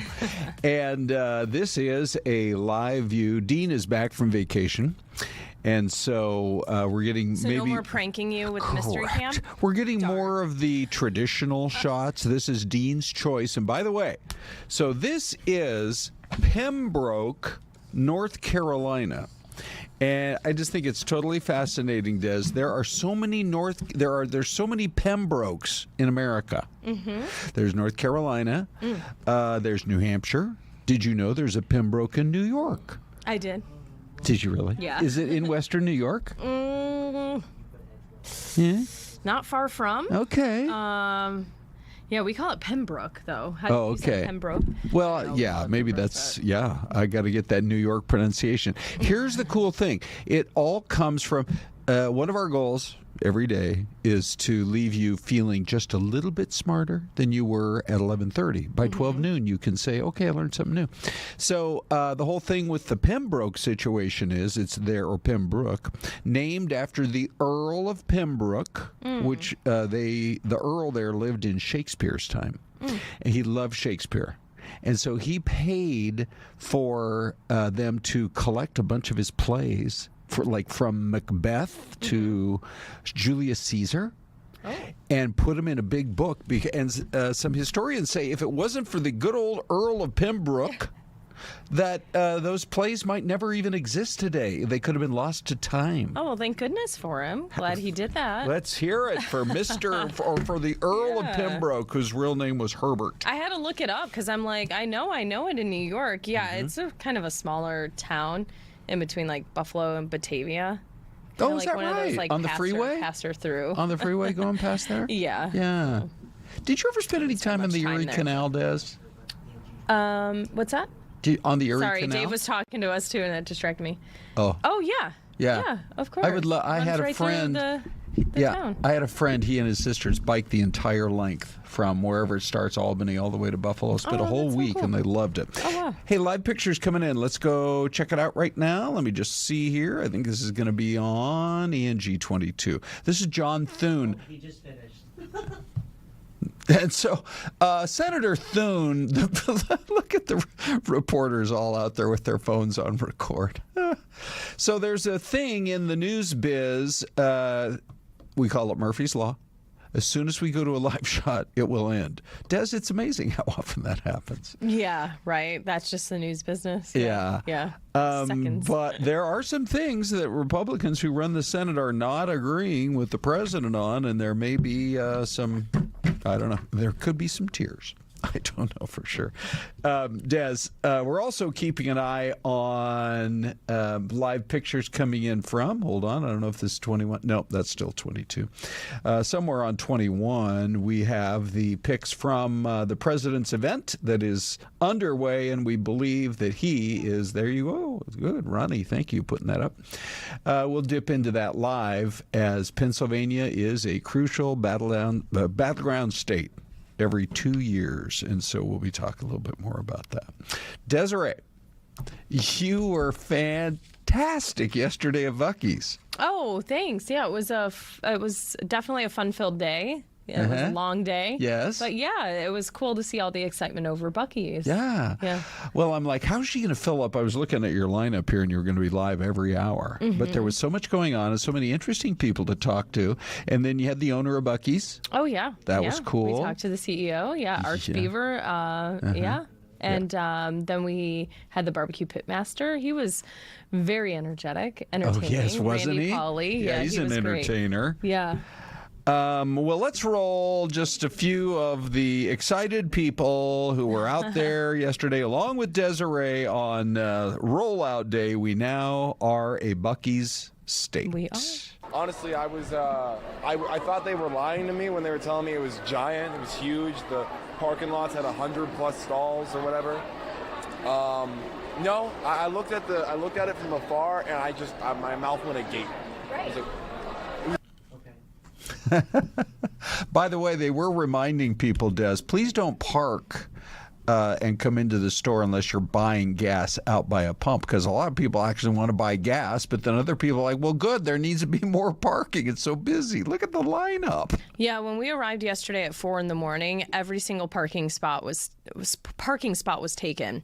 Yeah, the lot was full. Hundreds of people lined up on both sides of the building there, because that main entrance, there's 2 openings on either end of the building there, and yeah, folks were in line, some of them for 14 hours waiting to get inside. And the first person that we spoke to in the morning, he was the first person in line. His name was Richard, a local physician. But he stood in line for 14 hours. That was his Father's Day wish. And his wife, I think he said, was around 30 weeks pregnant or so. Yeah. And she goes, she really wants the sour watermelon gummies or something. Okay. So as long as I get those for her, she was cool with me standing in line. But yeah, it was cool to see him rush in. And he immediately went for beaver nuggets and bought those right away so he could have the first purchase as well. Is this the very moment when the store there opened? he is. That's Richard there in the front with the gray shirt. It's so cool. Yeah. World famous jerky. I'm sure in a couple of weeks I'll probably take the grandkids over there and we'll have a great time. But I want to sample some of the jerky. Oh, yeah. There's teriyaki. Well, remember on the stream yesterday, we gave you a tour of the wall of turkey. There's the wall of jerky. There's so many different flavors. Yeah. And then you can taste test, too, at the sample bar. And what I really wanted to try, but I didn't get my hands on, was the fresh roasted peanuts. Okay. The entire Buc-ee's smells like fresh roasted peanuts, and they just smelled so good. But we were just so busy and just didn't get our hands on any yesterday. But that's what I'm going back for. You did amazing, that's for sure. Oh, thanks. All our crews, and shout out to Mike. Mike was definitely working hard. Mike Robinson? That camera is like 35 pounds, and we did probably more than 13 live shots. I keep telling him. He had that thing on his shoulder all morning. I keep telling him, cancel your gym membership. Yeah, you don't need it. I know, You're getting enough of a workout every day. Well, if you could say, was it exactly the way you... Had you been in a Buc-ee's before? I had been to a Buc-ee's before, Oh, yeah. It's probably been more than 10 years. My uncle first took me. He's now since passed, Outside of Buffalo?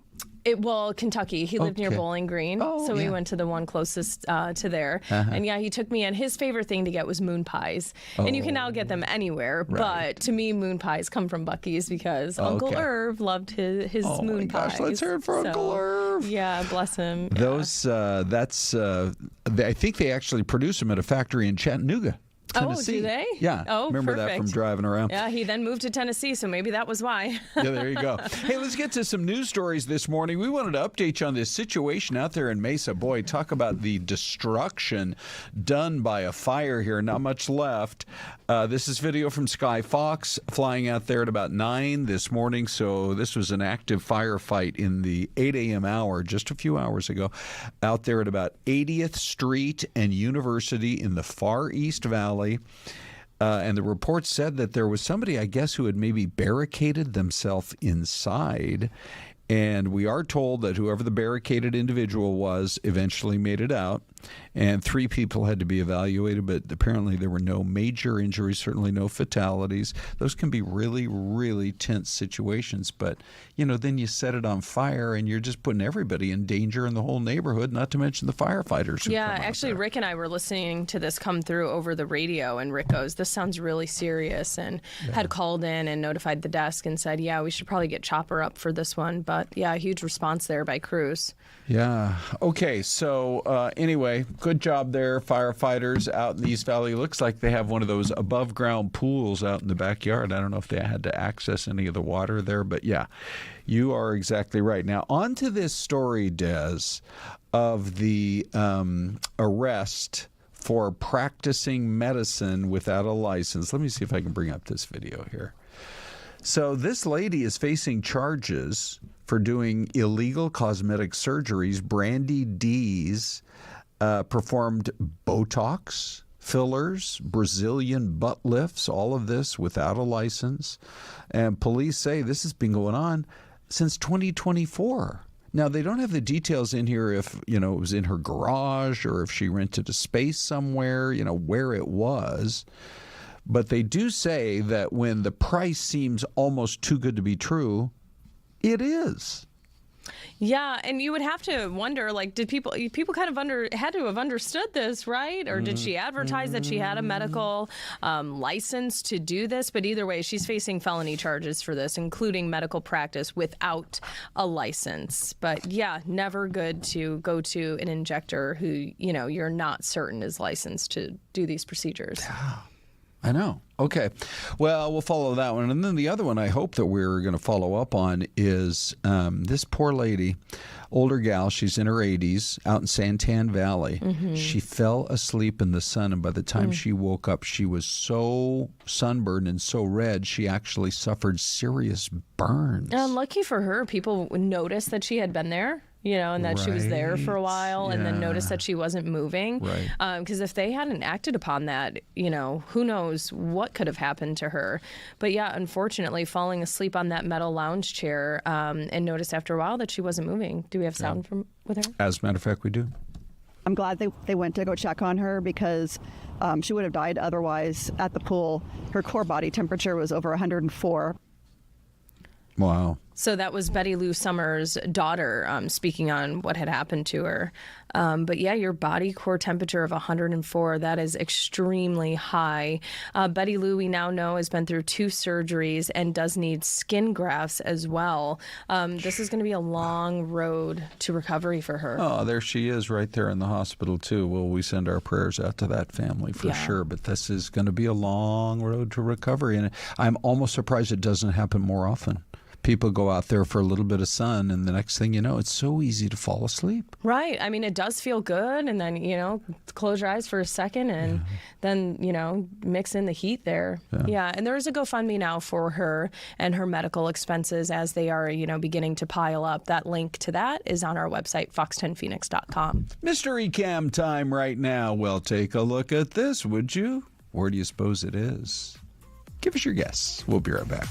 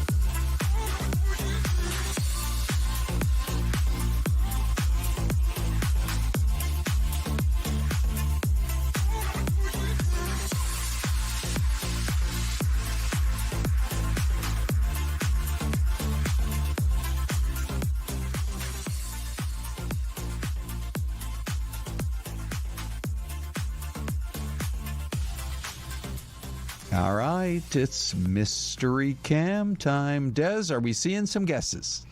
We don't have many in the chat, just one right now. Yeah? What? So Louis Gonzalez, thank you. We're so glad you got your guess in. He is guessing New Orleans. Oh, yeah, I can see that. Anyone else want to join Louis in getting their guess in of where the Mystery Cam might be located this morning? I think I just maybe realized it. So are you going to go Louisiana, Des? Yeah, you know what? I'm going with Louis. Okay. Yes. Oh, and why did he retract? Well, Is he I changing? don't know. Louis, are you changing your mind? I am going to go Texas, and I'll tell you why. Darla, Ohio or Louisiana? She just got hers in. Well, a lot of Louisiana love. Yep. But there's that building, so you have the tall blue kind of reflecting the sky building to the right.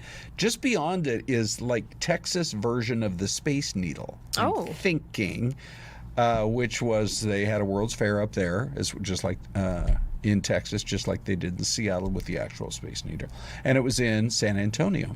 So I'm thinking it's San Antonio. San Antonio. I'm going to go Texas. All right. Be you Kind said Forever says New Hampshire. Okay. Mm-hmm. All right. All right. Here's Here our she answer. comes, It is. everybody. Ron is correct. San Antonio, Texas. Nice. Okay. I was shocked how much I love San Antonio. Yeah. They have that river walk, which is like 2 miles long, maybe longer than that. And you just walk along. You never have to get back up onto the street. It's like one level below the street. And I bet you there are 50 Mexican food restaurants. Oh. And you want to try every one of them. You stopped somewhere to eat, right? Oh, yeah. Oh, we were there for a couple of days. Oh, hold on. What did I just do? Anyway, yeah. By the way, Josh joins us from the State Tourism Department. Hi, Josh. Hey, guys. How's it going? Could you tell that was San Antonio? Have you been to San Antonio? I have not been to San Antonio. Okay. But I think that was pretty impressive, and it really kind of, I think, tells you the value of tourism promotion, because how would you know that there's a river walk there unless somebody told you? And not just knowing that it's there, but knowing like how to do it, right? Like all the restaurants you can go to. And so I always love seeing new places, though, even though, my heart's Arizona. Yeah. I love seeing all our great places. It's nice to be reminded why Arizona's so great. Yeah, right? The San Antonio picture, sure. Yeah, Josh, when you get back to the state offices, could you get a river walk going for us here? I mean, let's figure one out. I mean, we got some great construction companies here, so I'm sure somebody can figure it out. We could recreate one. We'll just make one. Oh, that's great. Hey, we all know and love our state. You move here and you fall in love. I think all the way back 1981, my wife and I drove through town here, stopped at this very TV station. And back in those days, there were like tumbleweeds blowing through downtown Phoenix. There was nothing here in the early 80s. And now downtown is so hopping.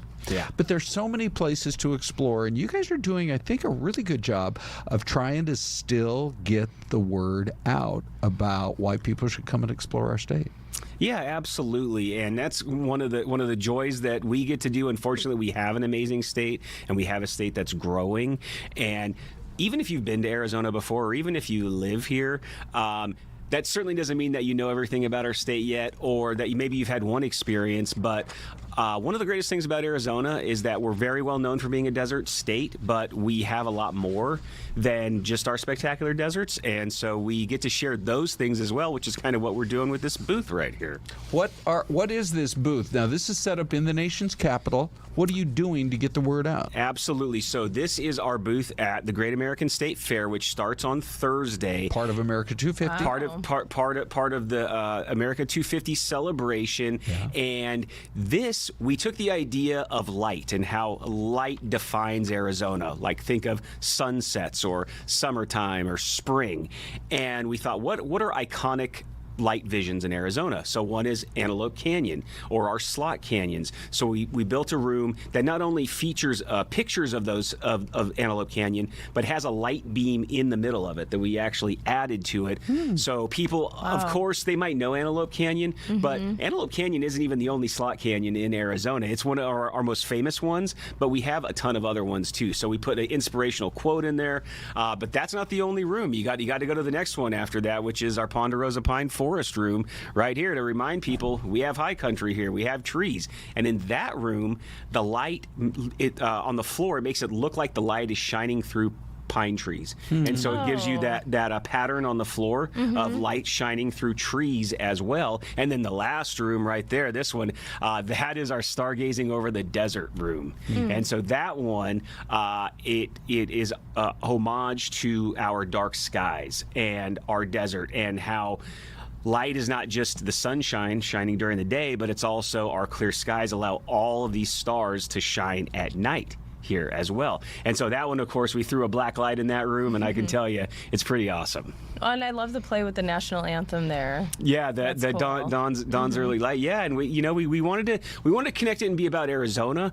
but not miss that we're celebrating America's 250th anniversary. And so we're doing that in the best way we know how, which is sharing our part of America. Wow. Are you going to go out to the fair? Do you get to go? Yeah, I absolutely am. When do you leave? I'm going on Saturday, so it starts on Thursday, so I'm going to get there. Some of my other colleagues are going to be there. And we have some great partners doing this with us as well, like Arizona State Parks is going to be there for a few days, Game and Fish, agriculture, even our own state fair people are going to be there as well. And so it's not just us sharing Arizona, but it's other pieces. Even the Arizona Commerce Authority is going to be there. So it's sharing, it's like that World's Fair vibe where you're sharing all of these things that define our state, not just what the tourism people would say, but what our other partners would say too. A super temporary World's Fair. Yeah. It's like a 10-day World's Fair or something, right? Yeah, well, it's 16 total days. It actually runs beyond the 4th of July. Yeah. July 10th, I think. It goes for a while, and we're in a pavilion with some other Southwest states. And so, we encourage people to come by and see it and talk to us. And, we were really happy that this idea was able to come together as fast as it was, because, we always play with the idea of being known as a desert state. And we're proud of the desert. It's very unique. But sometimes people get stuck on that idea and they don't realize the other things that we have as well. Well, and to that point, kind of, I was just thinking, how difficult was it for you guys to decide not to make this about what? The Grand Canyon. Of course. Yes, that was absolutely a really tough choice for us. But we know that if people know one thing, even when we talk to people who visit us from overseas, they know Grand Canyon. Yeah. They say Arizona, Grand Canyon State. That's usually the second thing. And so, of course, when we're in the booth talking to people, we're not going to neglect talking about the Grand Canyon, because the Grand Canyon is one of those places where there's not only one way to do it. There's a lot of ways to do it. If you're a hardcore hiker, if you're a family, if you want to camp remotely, go to the north rim of the Grand Canyon. If you want to be in a nice hotel, or if you want to do day hike, or if you want to do a 7-day river rafting trip. There's so many different ways to do it. Yeah. And so we share all those things, but we thought, when you look at the Antelope Canyon room, which you're looking at right there, it does have the sandstone, orange brown color, which I think evokes the Grand Canyon. So, we're not skipping it, but that's the way we went with it. Let me ask you about this. We had this couple in the other day. She is from South Africa. He is from the Czech Republic. And they were doing a cross-country trip, and they so fell in love with Arizona. Look, it just randomly popped up on my Instagram feed. She's like, this is one of the most beautiful things. And then her boyfriend is going to pan the camera over, and it's the golden hour sunset at the Superstition Mountains. And so they're out there getting the word out about Arizona. Yeah. They literally stopped in Arizona on this cross-country trip. They don't want to leave. So we have we've got, 600 people moving here a day. There you go, Des. I understand that. But we've just got a little bit of time left. Give us a couple of maybe off-the-beaten-track type places that people maybe that even live here that aren't aware of, that they could go spend some time this summer. So kind of in the vein of what our friends here are doing, one of my favorite places in Arizona is Greer, Arizona, and the West Baldy Trail. And so Greer's in the White Mountains in the eastern part of the state. I know people are aware of it, but they may not realize that Greer's at 8,500 feet, which actually makes it the tallest city in Arizona, elevation-wise. So of course it's cool during the summer. It's a great escape. And the West Baldy Trail, you can do like the first 3 miles of it, and it's forested, it's meadows, and it's along the Little Colorado River.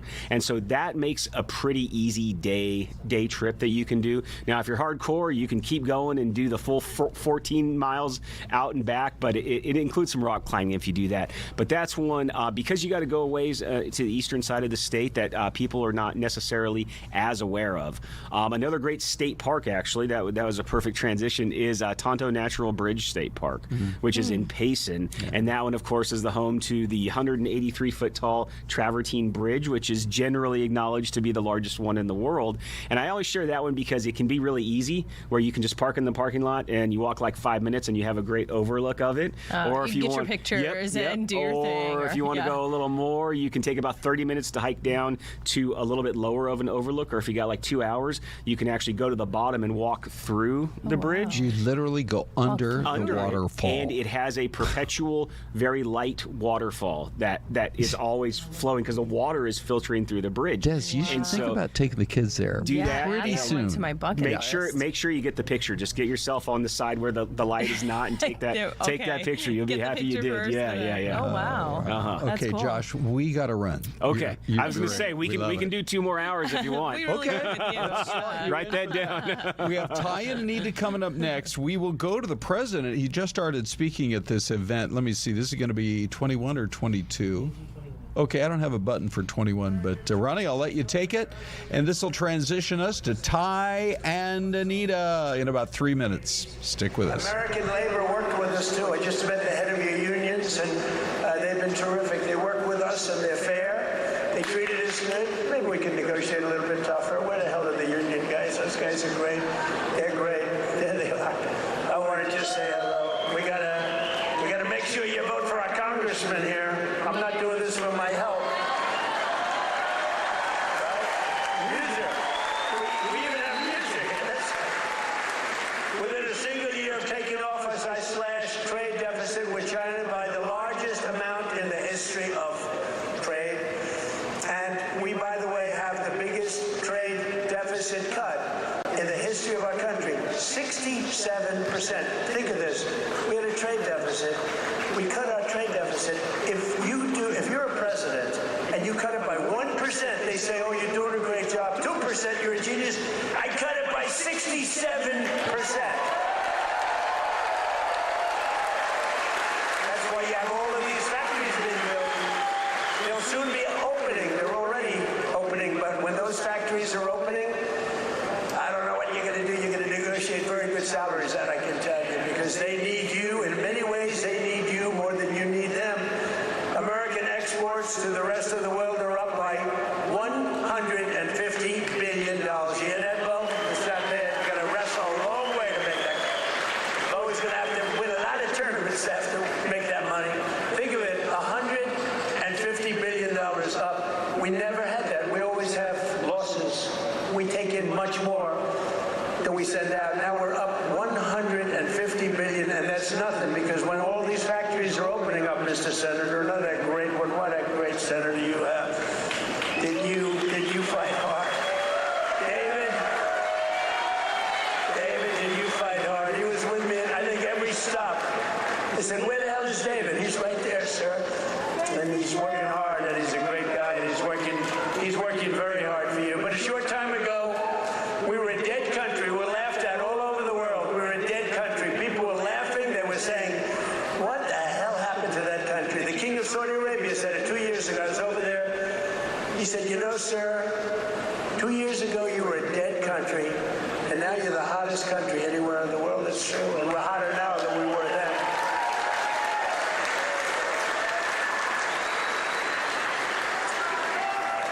He then proceeded to announce that he's investing $2 trillion in our country, along with Qatar, along with UAE. Bahrain is investing, Kuwait's investing, but countries from all over the world, they're all investing in the United States. 2 years ago, they wouldn't even think of it. They thought we were finished. When I went to China 2 weeks ago, I met with President Xi, and we greeted each other, and he looked at me and said, man, do you move fast. Because they thought they had us, but now it's really the opposite. We are doing numbers that nobody's ever seen before. So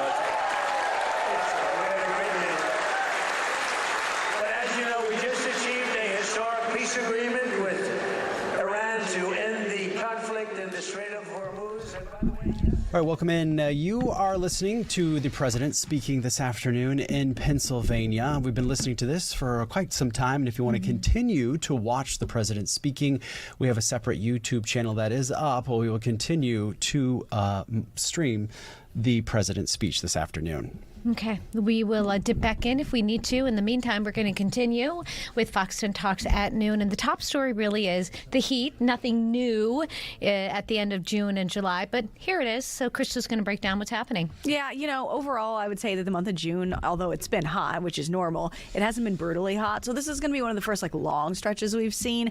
And even this stretch isn't that long. So there's some good news, but it is going to be hot regardless. So here are the top weather headlines you need to know.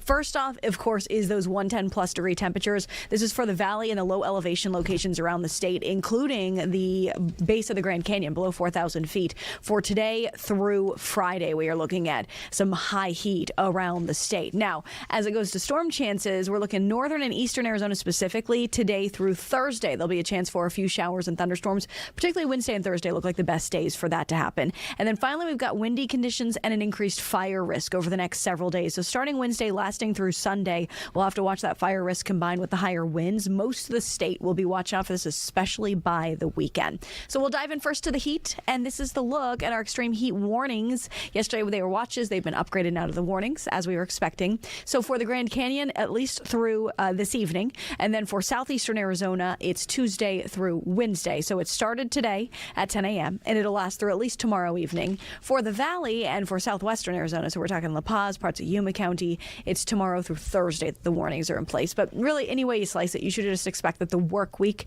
is going to be hot around the entire state. Again, this is June doing June things. Our average is 106 or so in the valley. So the fact that we're forecasting 110 plus, although it is hot, this is not a total shocker. We've certainly seen this happen before this time of year.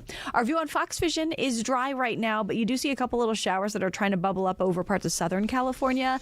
And the chances that we'll see an isolated shower or two in northern Arizona later this afternoon as a result of that little bit of moisture that's flowing on into place. So this is your future cast as we roll the clock along. You can see that isolated shower or two popping up as we get past 4 or 5 o'clock this afternoon and into this evening. And then some clouds roll through into tomorrow morning. So we will start the morning, it looks like tomorrow, with a partly sunny sky. And that is just additional moisture that's flowing into our state around that dome of high pressure, which is helping us out with our monsoonal moisture. So by tomorrow afternoon, a little better chance for a few scattered showers and thunderstorms. Again, generally north I-40 and along the east edge of the state. And then I could just put myself on repeat here because Thursday, same deal. In the afternoon, north and east parts of the state are looking at a chance of a few showers and thunderstorms to develop. So that's a look at our storm chances. We will dive in a little more to the 10-day forecast, guys, and I'll talk a little more about the winds coming up at the end of the show. But heat and storms this time of year kind of go hand in hand, and at least we're getting the storms with it. It's not just heat. I like that. Thank you. We appreciate it. Yeah. We're going to take a look at some other top stories happening around the valley. We had a really big fire. This is breaking news out of Mesa. A mobile home went up in flames. Firefighters say a man actually set fire to the home and then barricaded himself inside. So you're looking at Skyfox video over the scene, 80th Street University. Fire's out, and they say the man who started it eventually was able to get out of the house, and he has been taken into custody. So this is something we'll continue to follow later editions of Fox 10 News. All right, the other big story we're following for you on this Tuesday, the Today Show host Savannah Guthrie addressing reports that a second note sent to the media indicated that her mother is dead. 84-year-old Nancy Guthrie has been missing now for nearly 5 months. She vanished from her home in the Catalina foothills of Tucson. The second note now indicated that Nancy died shortly after her disappearance. A previous ransom note demanded cryptocurrency for Nancy's return.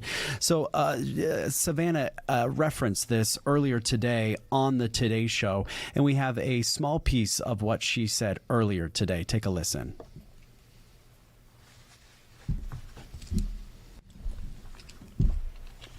All right, we don't have the sound, you guys, but basically she just said that... so since I wanted to just take the opportunity to ask people to beg people to come forward. Somebody knows something. This is a moment to tell you that we need your help. We're begging for your help, and I'm not going to miss that opportunity. And so please, if you're watching, no matter how small, the reward is there. You can tell us. It can be anonymous. Please do the right thing for us, for our family, for our children. So the Pima County Sheriff believes that Guthrie was taken against her will. DNA testing shows that blood drops found on her porch belonged to her. The FBI released surveillance video of a masked man on the porch. He seems to be tampering with the doorbell camera. The man wore a backpack, gloves, and a gun holster. No suspects have been identified. The Guthrie family is now offering that $1 million reward for information leading to their mother's recovery. That has been on the table for quite some time. Still nobody has come forward. Yeah, so a little bit of new information, but people are waiting for more. We're also waiting for more information. It was on this very day in 2021, 24-year-old geologist vanished from a remote work site in Buc-ee, Arizona, and no word. No one has seen or heard of him since, and there have been multiple extensive searches. Yeah, we're talking about Daniel Robinson. So Justin Lum, investigative reporter here, has been kind of looking into the story. That's another head scratcher. Yeah, exactly. And, looking at the Nancy Guthrie case, I mean, that's almost been 5 months, and then you have Daniel Robinson at 5 years. Just not a lot of answers for his family, specifically his father, David Robinson, who traveled here several times to the valley to put on these searches, lead these searches. You see him there. He has not wavered. He has not quit on his son at all. And so in our newest episode of On the Record, that is will be streaming today on all our platforms, we talked to David at length about what this has been like for him, and just all the mysterious red flags that he calls within this case. So we talked to him about that. Justin, what does the dad think happened? Mm-hmm. He believes that there's some sort of foul play or a stage scene in this case. We know that Daniel's Jeep was found crashed in a ravine.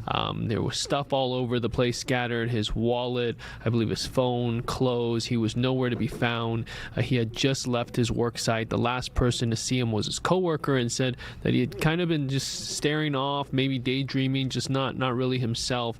And in the weeks, days leading up to his disappearance, there was witness statements specifically from his family members that he had been acting a little bit different, but also that he was getting more into a spiritual phase of his life and listening to a specific podcast and things like that. But his dad just can't seem to connect how that could have anything to do with his disappearance. He feels that something wrong, something bad has happened, but Buc-ee PD has said there's been no signs of foul play in this case. Take us back then to what he was doing that day. Geologist, so obviously doing some type of research. What do we know from coworkers about this job? Yeah, the job site is very remote, as we know. The coworker did not say what their exact assignment was, but he had only been there for about 15 minutes, and I think Daniel asked him something to the effect of, do you want to go to Phoenix or do you want to go back to Phoenix? That's not somewhere where Daniel lived. I believe Daniel lived in Tempe with his sister. So it was just very random that he had been, asking him if he wanted to go to Phoenix, and then he just leaves. And so this coworker is the last person to see him. He was questioned. There's also this story that some people have followed this case closely. There was a young lady that Daniel had liked and become infatuated with, and there's some text messages there that show what had been going on. But really, David just wants answers from Buc-ee PD and wants more action done. And On the Record runs? It runs tonight at 8 on YouTube, live premiere. But it'll be on our Fox Local app already. It'll be on our fox10phoenix.com website as well. And it's about 40 minutes or so. So it's a very in-depth conversation with David Robinson. Thank you. Can't wait to see that. Yeah, thank you, guys. Thank you. Lighter note, yes. 4th of July coming up here in just a moment. Next Friday, Saturday, is the official holiday, and it's a big one. It's 250th anniversary of America. So Westgate, we all know and love Westgate, is planning its annual Firework Fest for the entire family, and that will be taking place Friday, July 3rd. So joining us live is Ella. Ella, how are you? Good to see you. Hi, I'm good. How are you guys doing? We're doing great. Thanks so much for taking the time to talk to us. This is going to be quite the party that you guys have planning. Anita and I have both been out there when you guys do events, and you guys know how to do them right. Absolutely. It's something we love to do. So what's included? What is this party all about? Yes. So we have a ton going on. We're super excited. This is our 14th annual year of it, so we cannot wait. Something different we're doing this year is normally we have a beer garden. We're eliminating that this year, and instead we're doing a huge vendor market. So we partner with Retail Therapy here in Arizona. We put on Artisan Alley is what it's called. It's every Friday, or one Friday each month. And this month in July, we're going to be doing it on our Firework Fest. So we're going to be pretty much doubling, almost tripling our amount of vendors and doing a huge vendor market in place of that beer garden. So that's something we're really excited to execute. How and why is this such a big draw for families? Because everyone gets to go out and really enjoy this together. Yeah, I think one of my favorite things about it personally is an entire evening out of it. It fits all ages. There's kids activities, contests, prizes, games. There's adult entertainment, like I said, that Artisan Alley. There's live music. There's activations. We have one of our tenants, Chicken and Pickle, coming out and actually activating a full-size pickleball court in our entertainment plaza. Yes. So I think that's my favorite thing is everyone can enjoy it from all ages. I was going to ask you, Elo, kind of what goes on behind the scenes, because obviously you guys are planning this months in advance. How much fun is it for you to kind of start noodling around what you guys want to do? It's so much fun. Our team absolutely loves it. A lot, like you mentioned, goes into it, but it's fun to just brainstorm new ideas and ways we can make it better and improvement. We ask the public what they want to see, and we take that into consideration and do as much as we can to make those things happen. So we have a lot of fun with it, for sure. So we know you'll have all the artisans and all that. Now, Westgate has a lot of restaurants and a lot of stores and shops. Will all of that also be open? Absolutely. So our tenants will all be open that day. We're also doing something what we call grab and go deals. So a select few of our tenants will be offering special deals for takeout. So you can just pop on into the restaurant, order your meal, and you can either eat it in the restaurant or you can take it to go and enjoy it throughout the district. It just makes it quick and easy, and it's just something we do every year, and we absolutely love it, and so do our tenants. Do you need tickets to attend? No, you do not. The event is free. Our parking is free as well. Our lots do fill up pretty quick, so we recommend coming pretty early if you want to secure a good parking spot. We also recommend bringing lawn chairs, anything like that, picnic blankets to enjoy that Firework Fest show. But yes, it's absolutely free. Awesome. Ella, we've got about 30 seconds left, but what time do those fireworks actually kick off? Real quick. Those will be at 9 p.m. on the dot. Okay, right. Website. westgateaz.com/America. Awesome. Right. Thank you. Perfect. Happy 4th. Yes, thanks, guys. Happy 4th. Thank you. All right, we are going to take a quick break. Fox 10 Talks special edition at noon. We'll be right back.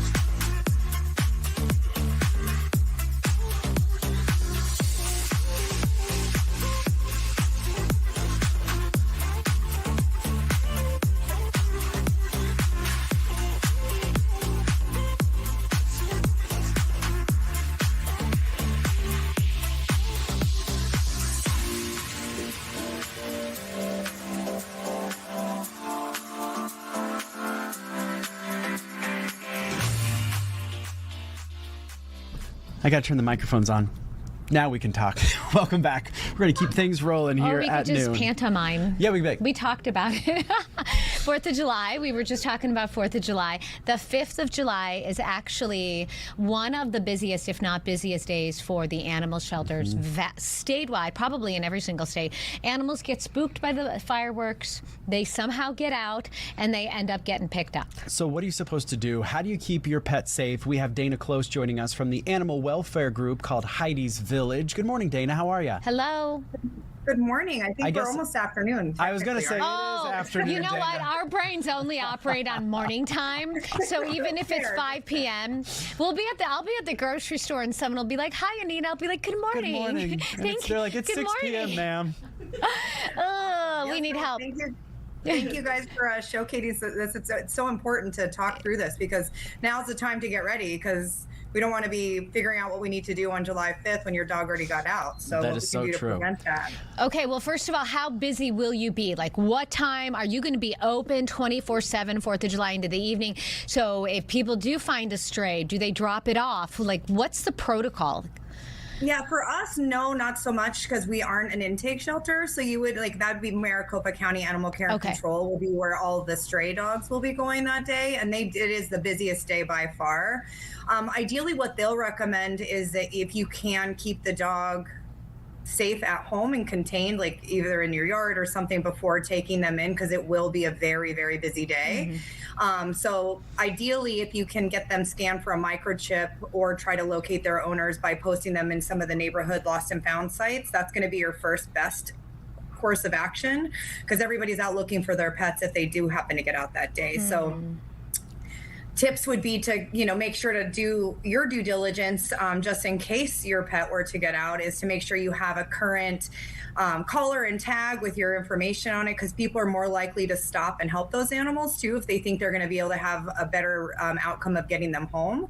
And then also keeping up to date your microchip information. So often people move and just don't realize they have to update that information. So if you get a new phone number or change addresses, update that information now so that it's current. Dana, real quick, this might be a hard question to answer, but how do you know what that information is on that chip? Is there a way to go in and check to make sure that everything is up to date? Because this might be the perfect opportunity for folks to do just that. It's a loaded question. It kind of depends on the microchip manufacturer, but there are national registries that you can check. Honestly, you can take your pet and get it scanned, and then you can actually do a search to try to find it. But most oftentimes, if you did it yourself, you should have the information in your paperwork, or your vet will have it. Or if you adopted your animal, usually the information is located there. Like most of the pets that you get from Maricopa County Animal Care and Control, if you adopt from them, are home again. So that's kind of the first baseline to start, is check home again and see if it's one of their chips. But usually your paperwork will indicate your dog's microchip number, and then you can do a little bit of further research, because it is kind of something that if you don't know what to do, you don't know what to do. Sure. So starting with online searches would be the best bet to start once you have that number. Every pet is different, and every pet's going to react differently. You can put a thunder shirt on some pets. Maybe some of them will just need a little bit of a TV running in the background. Some of them need trazodone. Ty likes to heavy doses of trazodone. Drug his dogs and himself so that everyone's out cold. But really the best thing to do is take your dog to the vet now and discuss. Even if you've done it in the past, this isn't just a brand new puppy, you discuss what's happening.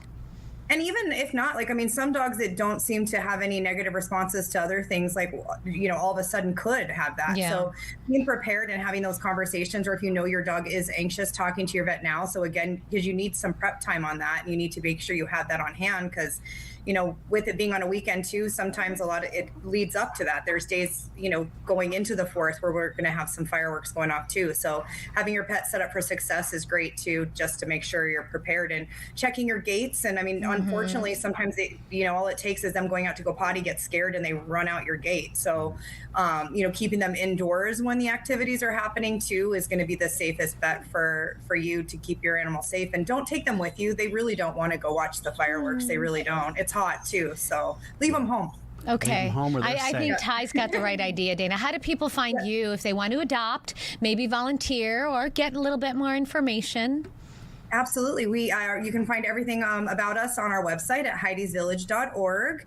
We're also on Instagram at Heidi's Village. So check us out. We love any and all support and happy to educate and, bring awareness any way we can.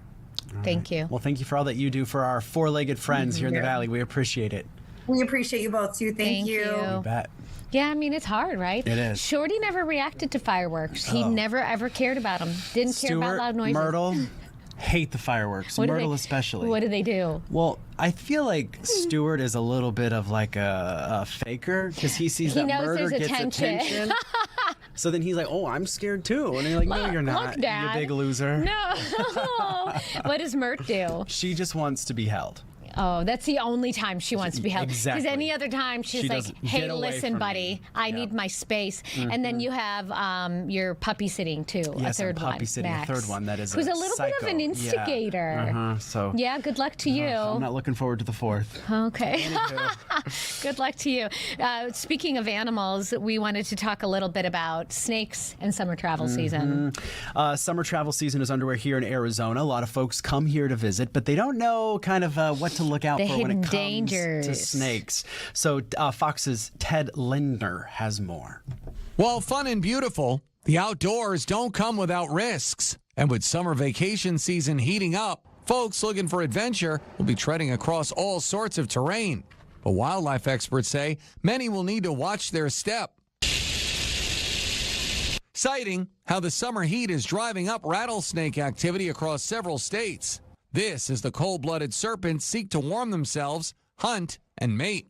What we are seeing with global climate change as things become warmer, snakes are active throughout more of the year. This spring, California saw an uptick in snake bites, with at least 3 people having died. Between 5 and 10 people die every year from snake bite in the U.S. If you live in or are headed to an area where you could encounter rattlesnakes, researchers at Arizona State University say they aren't out to get you. They don't chase people. They don't want anything to do with people. Adding it's safer to stay away instead of trying to kill them. They only can strike the amount that they're coiled back. So you're talking 18 inches maybe is the strike. But again, to be safe, maintain several feet. You actually are increasing your risk of being bitten by approaching that snake and killing it. It could bite you in that process. The head of a snake can still bite after it's been cut off. Concerned homeowners can install mesh snake fencing around their properties and call professional relocators to help remove any creatures.